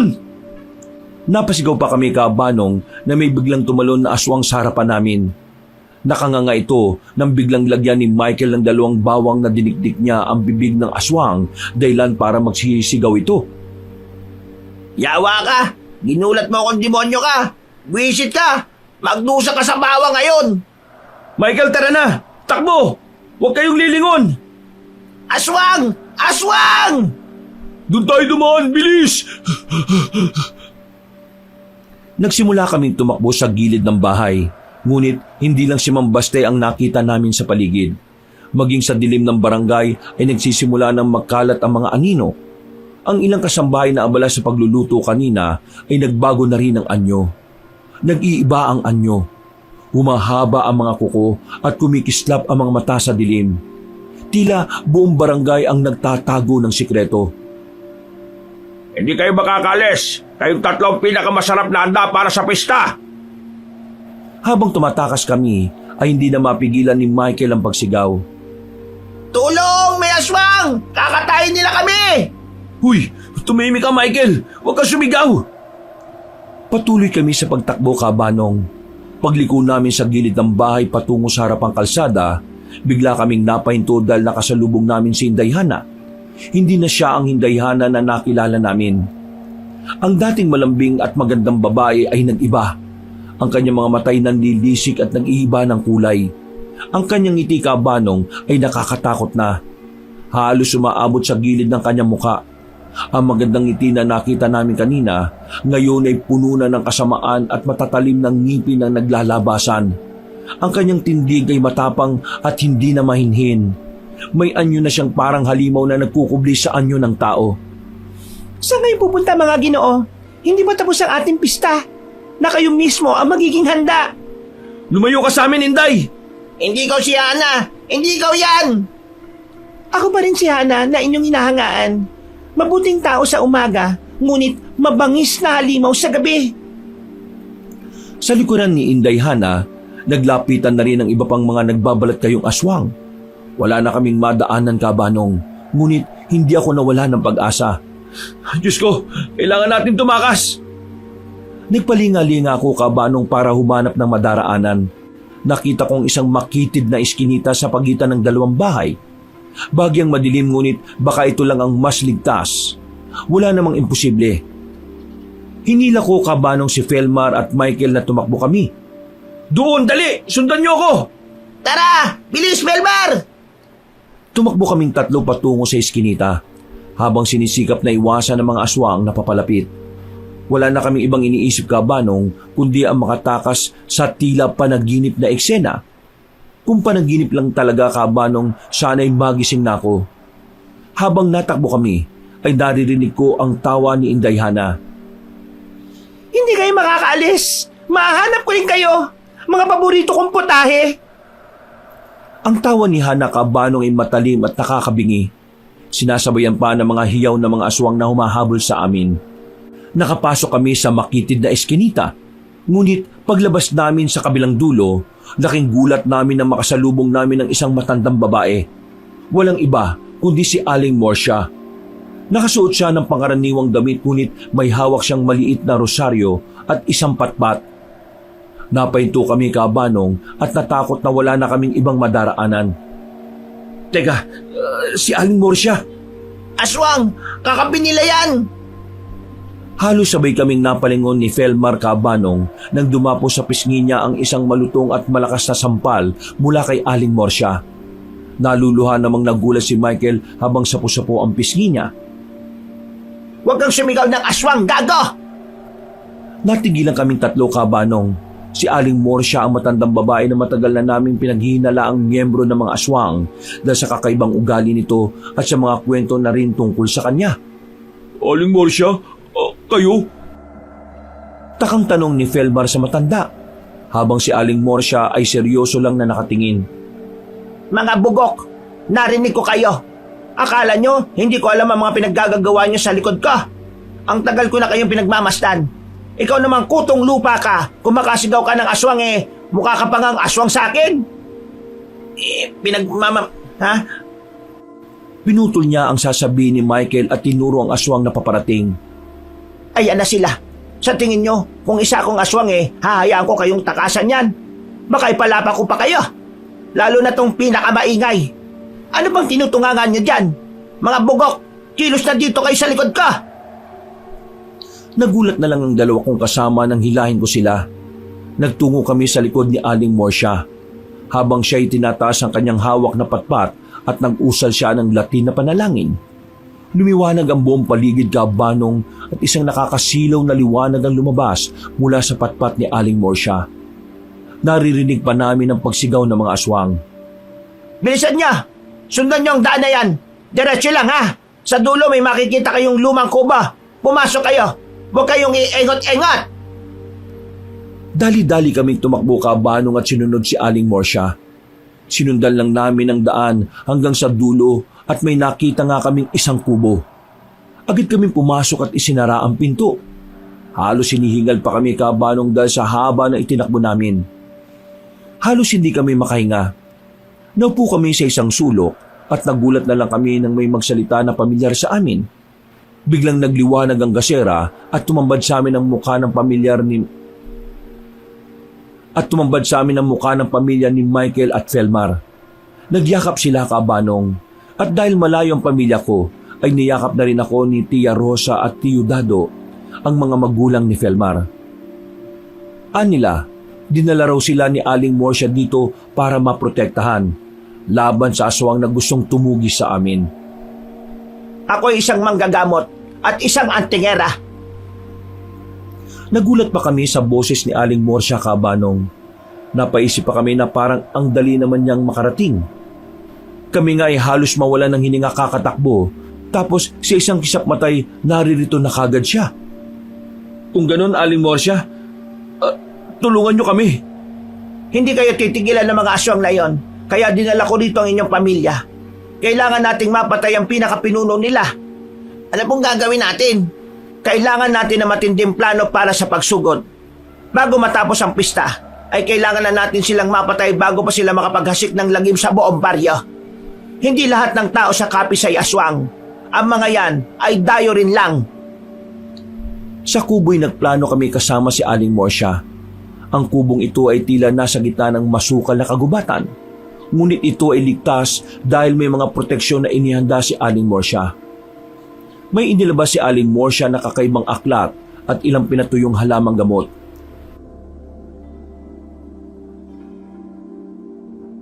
Naglagay siya ng kaunting pinatuyong dahon sa kandila at nag-usal siya ng panalangin.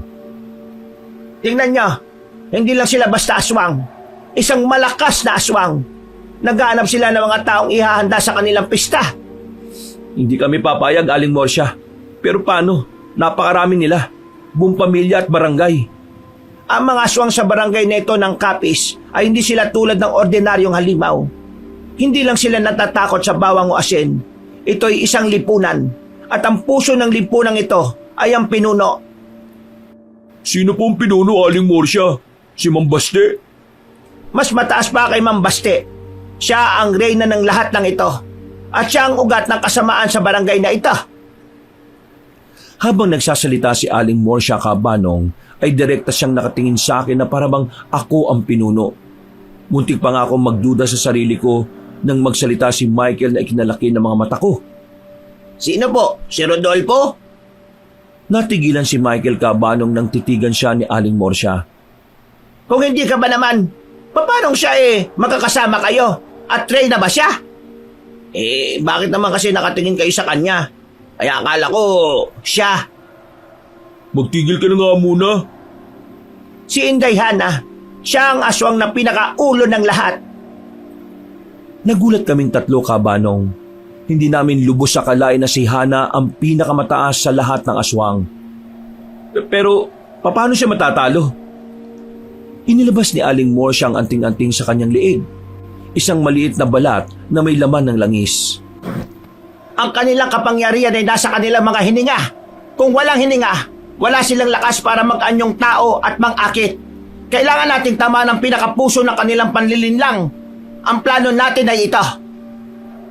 Napatingin pa siya sa amin, Cabanong, habang kami ay matamang naghihintay sa kanyang sasabihin.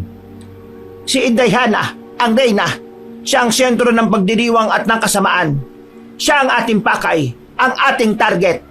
Ang punteriya natin, hindi ang puso o ulo. Kailangan nating tamaan ng kanang dibdib, kung saan naroon ang kanilang anting-anting na nagtatago ng kanilang tunay na anyo at nagpapalakas ng kanilang tinig. Naglabas ng mga armas si Aling Morsia Cabanong at talaga namang humanga kami ng husto. Napakarami kasi niyang sandata na hindi ko alam paano gamitin. Ano ba ang alam namin mga naglalako lang ng isda sa ganitong bagay? Rodolfo, gamitin mo ang aking banal na patpat. Inabot niya sa akin ang kanyang patpat, Cabanong. Hinagod ko pa ito ng tingin dahil wala akong ideya paano ito gamitin. Ito'y pinahiran ng langis ng Santelmo. Hindi ito pumapatay, pero nagpapahina ng kanilang enerhiya at nag-iiwan ng marka. At ikaw naman, Felmar, gagamitin mo ang mga bala ng bawang at aserong pinalaspas. Layunin mo ang mga tagasunod upang abalahin sila. Napatingin si Aling Morsia sa sabik na si Michael. Napapangisip pa ito habang nakasimangot naman na matanda. Ikaw naman, gamitin mo ang pampalakas loob. Pagturo ni Aling Morsia sa kandila na sinundan naman naming tatlo ng tingin. Mananatili ka rito at magdarasal. Kailangan mo ng lakas. At isa ka ring pain. Ano? Pain? Ang pinuno ay ikaw ang unang pinag-iinteresan. Tsak na ikaw ang hahanapin nila. Kukuha ka ng atensyon nila at dadalhin mo sila sa plaza. Bakit to sa plaza? Dahil nandoon ang sentro ng kanilang ritual. Doon natin sila sasalakayin. Ngayon, Rodolfo, kailangan mong kunin ang pana at palaso mula sa ilalim ng altar ng simbahan. Sa lumang simbahan na hindi kayang pasukin ng mga aswang. Ang pamilya ninyo ay ililipat ko roon para mas ligtas. Ang pan at palaso ay pinagpala at makakatulong para tamaan ng reyna. Sige po, gagawin namin, Aling Morsha. Wala ng oras. Naghihintay na sila sa inyo. Ihanda na ninyo ang inyong loob. Tumingin si Aling Morsha sa labas, kung saan maririnig ang mahihinang dagundong at kakaibang iyak ng mga aswang na naghahanap. Maaga pa, ngunit kailangan na nating magmadali. Dadaling ko na ang pamilya nyo sa silong ng simbahan. Ako maghatid sa kanila. Hindi kayang pasukin nyo ng mga aswang habang may proteksyon ng simbahan. Salamat po, Aling Morsha. Walang anuman. Ngayon, ayusin na natin ang plano. Habang wala si Michael ay kailangan nyong maghanda. Ang hudyat ni Michael, kapag matagumpay niyang madala sa gitna ng plaza mga aswang, ay ang kanyang pagsigaw. Naunawa namin, Aling Morsha. Unahin niyong kunin ng sandata. Alam mo na kung saan makikita, Rodolfo. Umalis na kami, Kabanong, habang si Aling Morsha ay sa ibang direksyon dumaan kasama ang pamilya nila Michael. Pinalakas pa namin ang loob ni Michael bago umalis at tinalunto na namin ni Felmar ang daan patungo sa simbahan. Pumasok kami ng palim sa loob ng simbahan nang makarating na kami. Madilim sa loob, tanging mga kandila lamang ang nagbibigay liwanag. Ang altar, doon natin makikita ang pan at palaso. Mag-ingat tayo. Baka may aswang sa loob. Dahan-dahan akong lumapit sa likod ng lumang altar. Doon, may nakita akong lumang kahon na pinahiran ng langis. Binuksan ko ito. Sa loob, naroon ng isang antik na pana at 3 matatalim na palaso na may ukit at tila pinahiran ng langis. Hinawakan ko ang pana, Kabanong, at tila may kakaiba kong naramdaman na malakas na enerhiya. Ito na yung sandata. Kaya natin to, Rodolfo. Para sa bayan. Sige, tara na. Maganda na tayo at ang reyna, kailangan natin siyang mapatay. Nagkukubli kami ni Felmar, Kabanong, sa isang madilim na sulok, malapit sa gilid ng plaza. Kasama si Aling Morsha. Maririnig ang sigaw ng mga aswang na palapit na. Senyales na malapit nang lumabas si Michael mula sa gubat. Ayon kasi kay Aling Morsha, hindi na masyadong ligtas ang pamilya nila Michael sa kubo dahil kaunting mahika na lang ang natitira sa kubo niya sapagkat dinala niya dito sa simbahan para sa mga taong hindi aswang. Malayo na kasi ang kubo niya para takbuhin pa ng magiging biktima nila Mang Basti. Ang tagal naman ni Michael. Sana ayos lang siya. Aling Morsha, may isang bagay na hindi ko maintindihan eh. Si Inday Hana, napakabait niya noon. Papanong siya ang reyna? Oo nga, Aling Morsha. Ang ama niya si Mang Basti. Tila mas mukhang hari. Pero bakit siya ang reyna? Sapagkat hindi laging ang pinuno ng isang angkan ng pinakamakapangyarihan. Ang mga aswang sa kapis, sila ay pinamumunuan ng dugo at ng pinakamalakas na manlilinlang. Si Basti, siya ay isang tagagabay lamang sa reyna at ang tagagawa ng anting-anting. Ngunit si Inday Hana, siya ang may taglay ng pinakamalakas na boses at pinakamatinding karisma. Nagkatinginan kami ni Felmar, Kabanong. Naisip ko, kaya pala magaling si Inday Hana na magkubli. Dahil siya ang natatangi sa lahat ng aswang sa kanilang angkan. Ang mga aswang ay nabubuhay sa panlilinlang. Ginagamit ni Hana ang ganda niya para mag-imbita, magpababa ng loob at mangakit ng biktima. Ang tunay niyang kapangyarihan ay nasa kanyang pagpapanggap. Siya ang pinakamahusay na tagapagtago ng kanilang lihim.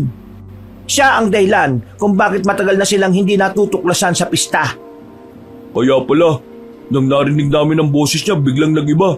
Naging boses ng alimaw. Tama, ang malambing na boses niya ay isa lamang maskara. Napatingin ako, Kabanong, sa seryosong mukha ni Aling Morsha. At kayo naman, Aling Morsha, noon, pinaghihinalaan namin kayong kasama nila. Kayo ang pinakamasungit at pinakakakaiba sa aming paningin. Nagulat kami, Kabanong, nang tumawa si Aling Morsha. Ito ang unang pagkakataong nakita namin siyang tumawa.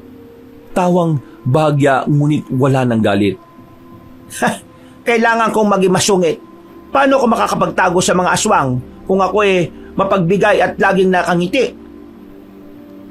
Lumapit siya sa amin, Kabanong. Nakangiti maging ang kanyang mga mata. ang hatid ng kanyang ngiti ay hindi na nagdudulot ng takot sa aming kaibuturan, kundi kabanatagan na sa aming kalooban. Kung isa ako sa kanila, papayagan ko ba kayong magbenta ng isda sa kapis at pauwiin? Hindi, kundi kasali na kayo sa niluluto katulad ni Edong. Naging masungit ako upang hindi nila ako paghinalaan na isa akong antingera na tumutulong sa mga taong gustong tumakas. Ipinakita niya sa amin ang rosaryo at ang kanyang patpat na ngayon ay ibinalik ko na sa kanya. Ito ang mga sandata ko sa mga mapagpanggap. Nasa ganun kaming seryosong usapan, Kabanong, nang biglang may narinig kaming malakas na sigaw mula sa di kalayuan. Sigaw yun ni Michael. Dito! Nandito ako mga aswang! Handa na ako maging patsoy! Napapiling na lang kami sa sigaw ni Michael, Kabanong, kahit mapanganib na'y nakuha pang magbiro. At mas natawa kaming bahagya nang marinig ang sinabi ni Aling Morsya. Tingnan mo tong baliw na ito. Kung ako ang aswang, ano naman ang kakainin ko riyan? Halos puro buto na at mukhang hindi pa naliligo. Ayan na, nagtagumpay na si Michael sa pagpapain. Munta na tayo. Napatingin ako kay Aling Morsya, Kabanong, nang tawagin niya ako at nagbigay pa siya ng mga mahalagang bilin. Tandaan mo, Rodolfo, kanang dibdib, isang tama lang at mabibigo ang kanilang pista. Ang plaza ay madilim at eerie, Kabanong. Tanging ang mga apuyan at kakaibang dekorasyon para sa pista ang nagbibigay ilaw. Sa entablado, nakatayo si Indayhana sa kanyang anyong reyna ng aswang. Masyadong maganda, ngunit may nakakatakot na presensya. Kasama niya si Mambaste at ang ilang pang matataas na aswang. Sa isang sulok, nakakubli kami nila Felmar at Aling Morsya habang naghahanda sa paglapit ni Michael, kasama ang mga aswang. Tulong! Inaabol nila ako! Lumabas na si Michael mula sa dilim. Kumaripas ng takbo patungo sa gitna ng plaza. Sa likod niya, mga 10 aswang ang humahabol na may matatalim ng ngipin at mahahabang kuko. Ayan na si Michael, Felmar. Handa na ba sandata mo? Oo, handa na, Rodolfo. Habang tumatakbo si Michael, ang isa sa mga aswang na humahabol ay tumalon. Direkta ito patungo sa likod ni Michael. Handa ng sakmalin. Yay! Bago pa man dumapo ang aswang kay Michael, Kabanong, isang hampas ng latigo ang pumunit sa hangin. Si Aling Morsya na gumamit ng isang anting-anting na latigo. Lumabas sa pinagtataguan at hinampas ang aswang. Wag na wag niyong didiskarta ng alaga ka! Ang aswang ay sumigaw ng malakas, Kabanong, dahil sa sobrang sakit at bumagsak sa lupa. Nakabaluktot ito at nababalot ng usok ang kanyang katawan. Felmar, ngayon na! Sige, tara na! Tumanong kami ni Felmar palabas ng aming pinagtataguan. Dala namin ang lakas ng loob at tapang na di namin alam kung saan namin nahugot. Indayhana! Tapos na ang laro mo! Lumingon si Indayhana sa amin, Kabanong. Ang kanyang nakakasilaw ng ngiti ay mas lumapad pa at mas nakakatakot. Mga duwag! Nagdala pa kayo ng matanda! Tapusin na ninyo sila! Sumugod ang mga natitirang aswang, kasama si Mambaste, patungo sa amin ni Felmar. Felmar, abalain mo ang mga tagasunod. Ako na kay Hana. Naglabas ng mga bala si Felmar at pinatamaan ng bawang at aserong bato ang mga papalapit na aswang. Habang abala mga ito, tumakbo ko patungo sa entablado. Hawak ang pana at palaso. Naging magulo ang plaza nung gabing yon, Kabanong. Ang hampas ng latigo ni Aling Morsya ay umaalingaw-ngaw habang sinasabat niya ang mga aswang. Si Felmar ay abala sa pagpapana ng sumpak. Tinitiyak na walang aswang na makakalapit kay Aling Morsya. Si Michael ay nakakubli ngunit sumisigaw ng mga dasal at awit pambasag loob para sa mga kalaban. Si Mang Baste sa anyong halimaw ay sumasabat sa latigo ni Aling Morsya. Nagpapalabas ng usok sa tuwing sila ay natatamaan. Wala kang karapatang makialam, Morsya. Handa namin sila. Hindi ko hayaang maging ulam ang mga inosente! Ako naman, Kabanong, ay tumalon sa entablado at matapang na hinarap si Indayhana na ngayon ay mas lalong nag-iiba ang anyo. Tinuto ko sa kanya ang hawak kong pana. Tapusin na natin to, Hana. Rodolfo, akala mo ba ang isang mangingisda ay kaya akong talunin? Ako ang reyna. Walang makakatalo sa ganda at kapangyarihan ko. Tumalon si Inday Hana patungo sa akin, Kabanong.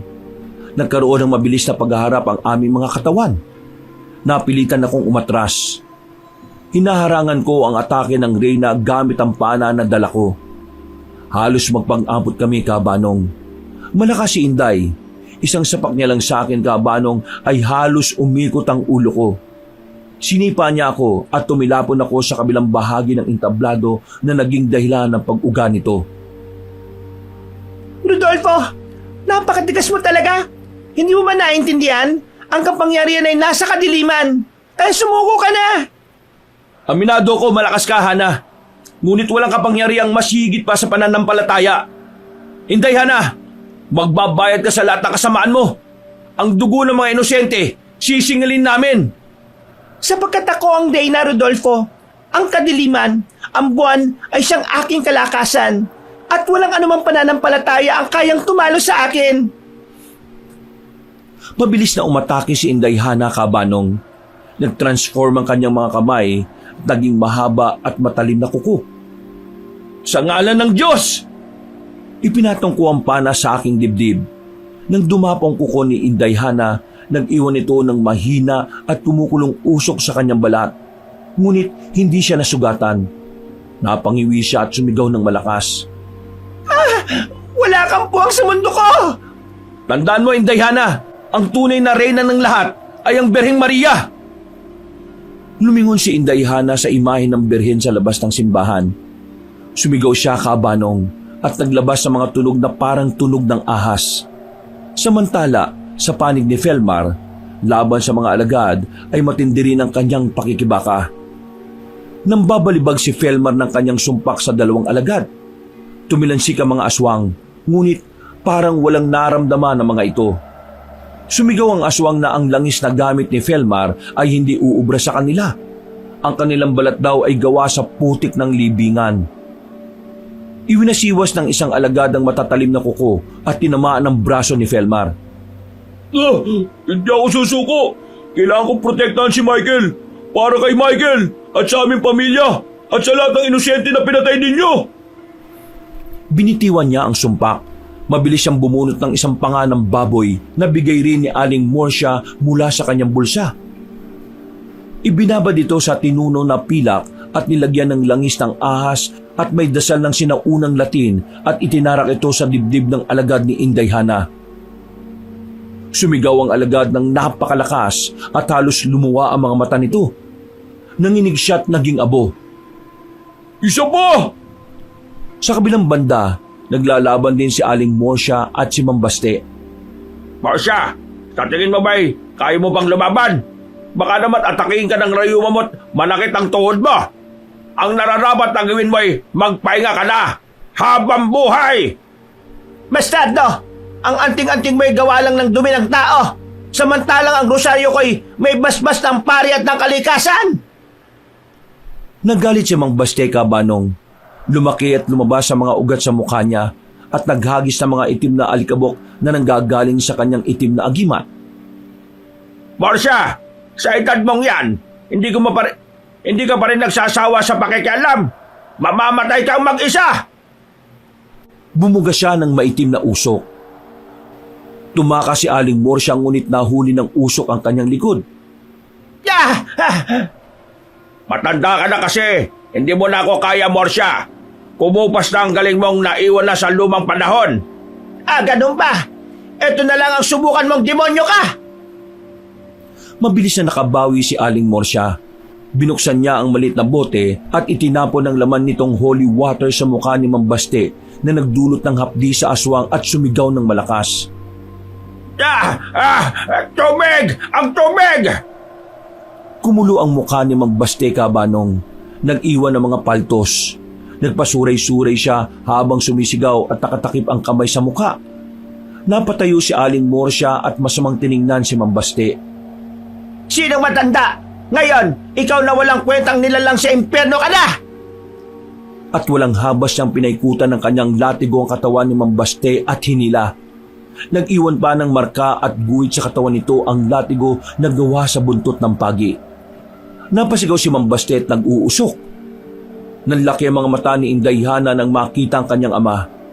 Habang ang pamilya niya'y nagbabadya ng sumugod kay Aling Morsia, mainam na lang at agad na naagapan ni Felmar.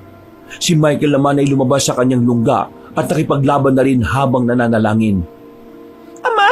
Ama! Magbabayad kayong lahat! Susugod na sana siya nang bigla ko siyang harangan at itinutok ang pana sa kanya. Napatras si Inday Hana sa kapangyarihan ng pana na noon ko lang din napansin na may krus na nakaukit. Ngunit mabilis siyang nagpalit anyo. Lumabas ang pakpak ng paniki at naging binti ng aso ang kanyang mga paa. Ang reyna ng aswang ay lumipad na ngayon sa paligid ko. Wala kang laban sa akin, Rodolfo! Ako ang gabi! Ako ang gutom! Hindi kita hayaang manalo. Pagbabayaran niyo ng inyong dugot laman ang ginawa niyo sa aking ama. Ngayong gabi, tatapusin ko ang buhay ninyo. Para sa bayan, para sa Diyos, hindi kami susuko. Mamamatay ka! Nang sa ganon, makita na kayo ng Diyos mo! Magbabayad ka! Dumagundong sa buong baryong sigaw ni Hana. Lumakas ang hangin na sinabayan pa ng matinding kulog at kidlat. Kabanong, ang lakas ni Inday Hana ay hindi pangkaraniwan. Sa bawat sigaw niya ay nararamdaman ko ang panlalamig at panghihina. Kailangan ko maniwala. Hindi ako pababayaan ng Panginoon. Sinubukan ko na panain ang reyna, ngunit mabilis itong umiwas. Hindi ko siya natamaan. Lumipad siya pababa na kasing bilis ng kidlat at walang habas niya akong sinipa. Tumilapon ako kabanong at nakaramdam na matinding panghihilo. Humakbang si Inday Hana patalikod, sumandal sa isang haligi ng entablado at pumiti ng mapang-uyam. Yan lang ba ang kaya mo? Masyado ka mahina. Siguro ibabalikan na lang kita. Uunahin ko lang ang mga kasama mo. Lalo na matandang nanakit sa ama ko. Naglakad siya patungo kina Aling Morsia kabanong na kasalukuyang nakikipaglaban sa kanyang ina't mga kapatid. Pinilit kong makatayo ngunit masakit ang aking katawan sa pagkakapalo sa malaking haligi ng entablado. Bastardo! Morsia! Pinatay mo ang aking mga alagad at ang aking ama! Magbabayad ka! Mabilis siyang tumakbo kabanong patungo kina Aling Morsia, Felmar at Michael, habang ako'y pinipilit ang sarili na makatayo. Santa Maria! Ora pro nobis! Michael, dito! Pagilan ni Felmar kay Michael ay nagtago sa likod ni Aling Morsia. Bago pa man makalapit si Inday Hana kina Aling Morsia, ay inilabas ko ang isang tanso na ibinigay na rin sa akin ni Aling Morsia. Isang anting-anting na may nakaukit na mukha ni Santo Niño. Ibinato ko ito ng napakalakas patungo kay Inday Hana. Tumama ang tanso sa likod ni Inday Hana. Kahit maliit lang ang tanso, naglabas ito ng malakas na usok at umalingaw sa kanyang pagtama. Napapalingon si Inday Hana sa aking kabanong. Nagngingipin sa galit. Ang tanso ay tumalsik, ngunit nag-iwan ng marka ng paso sa kanyang balat. Ang kanyang mga mata ay tuluyan ng naging apoy. Rodolfo! Ikaw! Ikaw ang sisira sa lahat! Ako ang harapin mo! Nakatingin na siya sa akin kabanong. Ang kanyang buong atensyon ay nasa akin na. Ang kanyang mga kuko ay humahaba. Handa na siyang sumalakay. Daan-daan akong umiti kabanong. Kahit pagod na ako, pero hindi rito natapos ang aking dapit hapon. At hindi ko hayaan si Hana na hindi na masilayan ng bayang ito ang pagsapit ng bukang liwayway. Ngayon na ang katapusan mo, Inday Hana! Tatapusin ko na ang kasamaan ng angkan mo! Nagpalitan kami na matinding tingin. Si Felmar at Aling Morsia ay handa ng sumuporta, habang si Michael ay nakayuko. Nagdarasal ulit. Nagpatuloy naman sa pakikibaka si Aling Morsia at Felmar sa pamilya ni Inday Hana. Yun ay kung abutan ka pa ng bukal liwayway. Sisiguraduhin ko sa inyo na sa bayang ito ay hindi kayo makakalabas ng buhay. Kung meron mang hindi sisikatan ng araw, ay ikaw yon, kamahalan! Nagingit-ngit ang mukha ni Hana kabanong at mabilis na sumugod. Ako naman ay naghanda na para siya ay harangin. Mamamatay ka, Rodolfo! Ibibigay kita sa Panginoon ng kadiliman! Hindi ka magtatagumpay! Ang liwanag ang mananaig! Nagbitaw kami ng suntok sa isa't isa, Kabanong. Hindi ko na inisip na siya ay babae. Nag-umpisa ang aming pisikal na labanan. Ginagamit ni Indayhana ang kanyang lakas. Ang suntok niya ay parang bakal na tumatama sa dibdib ko. Ah! Napatras ako, ngunit mabilis akong bumawi. Ginagamit ko ang aking tapang at bilis na may tulong ng aking pananampalataya, Kabanong. Ikinumpas ko ang aking kaliwang kamay, habang ang kanan ay mabilis na sumuntok sa mukha ni Indayhana. Ito ang para sa mga biktima mo! Ah! Hindi ka papantay sa aking lakas!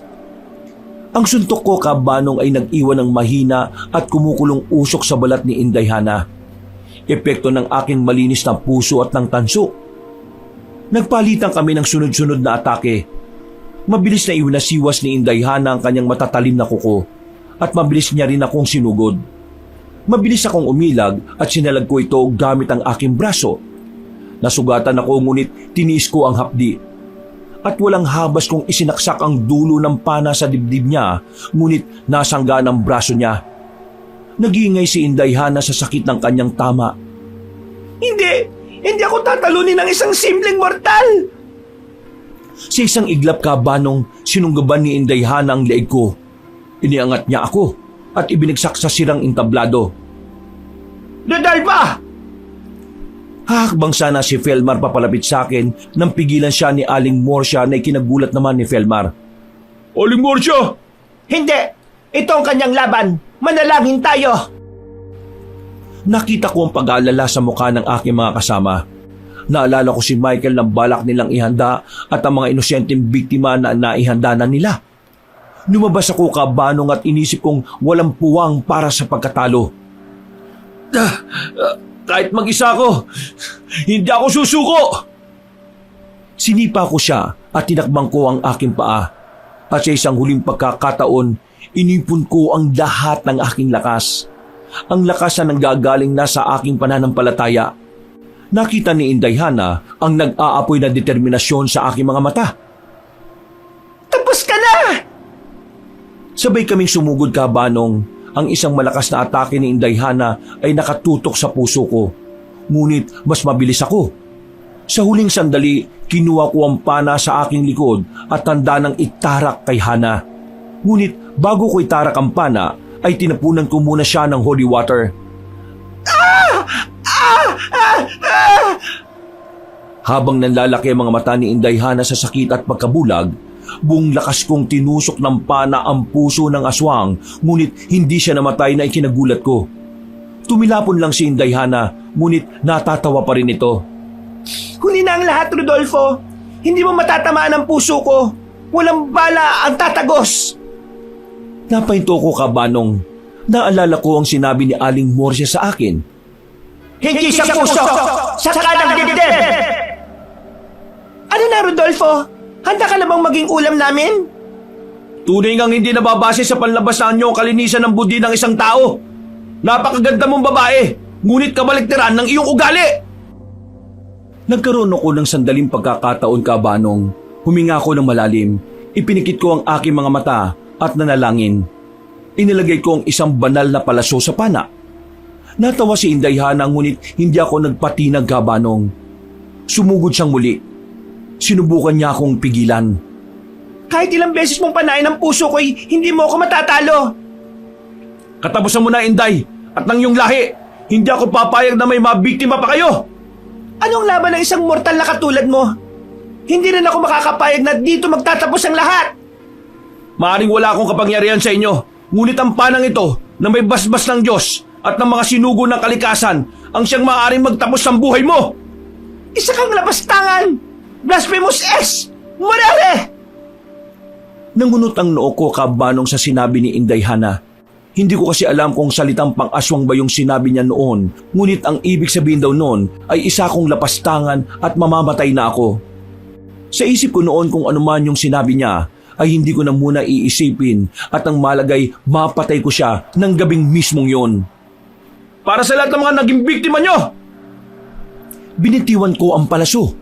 Tumama ang palaso. Hindi sa puso kundi sa kanang dibdib ni Inday Hana. Pagdapo ng palaso, isang malakas na liwanag ang sumabog mula sa katawan ni Inday Hana. Umalingaw-ngaw ang isang nakabibinging hiyaw. Hindi hiyaw ng tao, kundi ng isang sinaunang nilalang. Ang kanyang magandang anyo kabanong ay nagsimulang matunaw at naging itim na usok. Ang malaking anting-anting na nakatago sa kanyang dibdib ay nagkabasag-basag. Ang liwanag ay kumalat sa buong plaza. Agad na huminto ang lahat ng labanan. Ang mga aswang kasama si Mang Baste at ang buong pamilya at ang angkan nila ay biglang humina at naging abo at nawala. Nang mawala ang liwanag ay nangibabaw ang liwanag ng bukang ni Wayway. Natahimik ang plaza. Ang tanging maririnig ay ang hingal dahil sa pagod naming tatlo at ni Aling Morsya. Natapos rin ang laban sa pagitan ng kasamaan at kabutihan. Isda! Bili na kayo mga suki! Hindi na kayo lugi dahil galing ito sa dagat ng Atlantic Ocean! Hay! Ang ingay mo! Nagsusungit na naman na matanda. Bili ka na lang kasi. Matapos ang laban ay muling nagbalik sa normal ang buhay namin kabanong. Nakamasid ako sa nagtitindang si Michael at Felmar mula sa hindi kalayuan. Matapos kasi ang laban ay umuwi ako sa amin at doon nagpatuloy ng buhay. Ilang taon din ang lumipas na iniwan ko ang lugar na ito na dala sa syudad ang alaalang hindi ko malilimutan. Ay! Kayong dalawa! Hindi na maglalako! May peso kayo doon sa palengke na bagong tayo! May nagbigay sa inyo! Ho? Talaga po? Saan po? Sa kapis! Ngi! Nako, wag na Aling Morsya! Makatuluyan na akong makain doon. Gumapo pa naman ako ngayon. Nako, wag na! Hay, bagak! Doon sa palengke sa bayan, yung bago. May pwesto kayo doon. Pero sino po nagbigay sa amin, Aling Morsya? Ako. Nanlaki ang mga mata nilang dalawa nang makita ko kabanong. Matapos ang maraming taon, ngayon lang ulit kami nakita. Napayakap sila sa akin sa tuwa habang si Aling Morsya ay natatawa lang. Akala namin nakalimutan mo na kami, Rodolfo eh. Pwede ba yon? Lalo na ngayon may bago tayong misyon. Hindi ba Aling Morsya?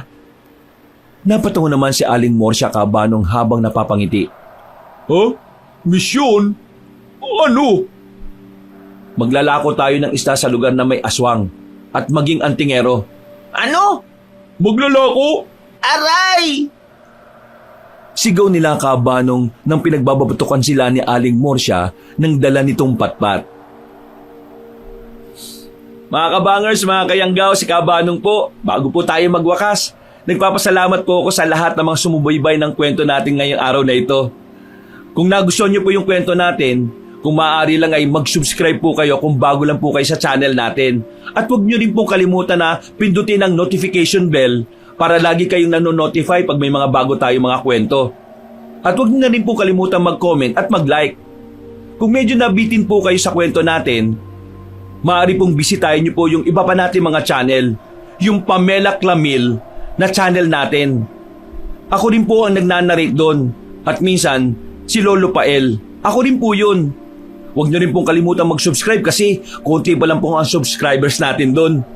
At mag-comment at mag-like na rin po kayo.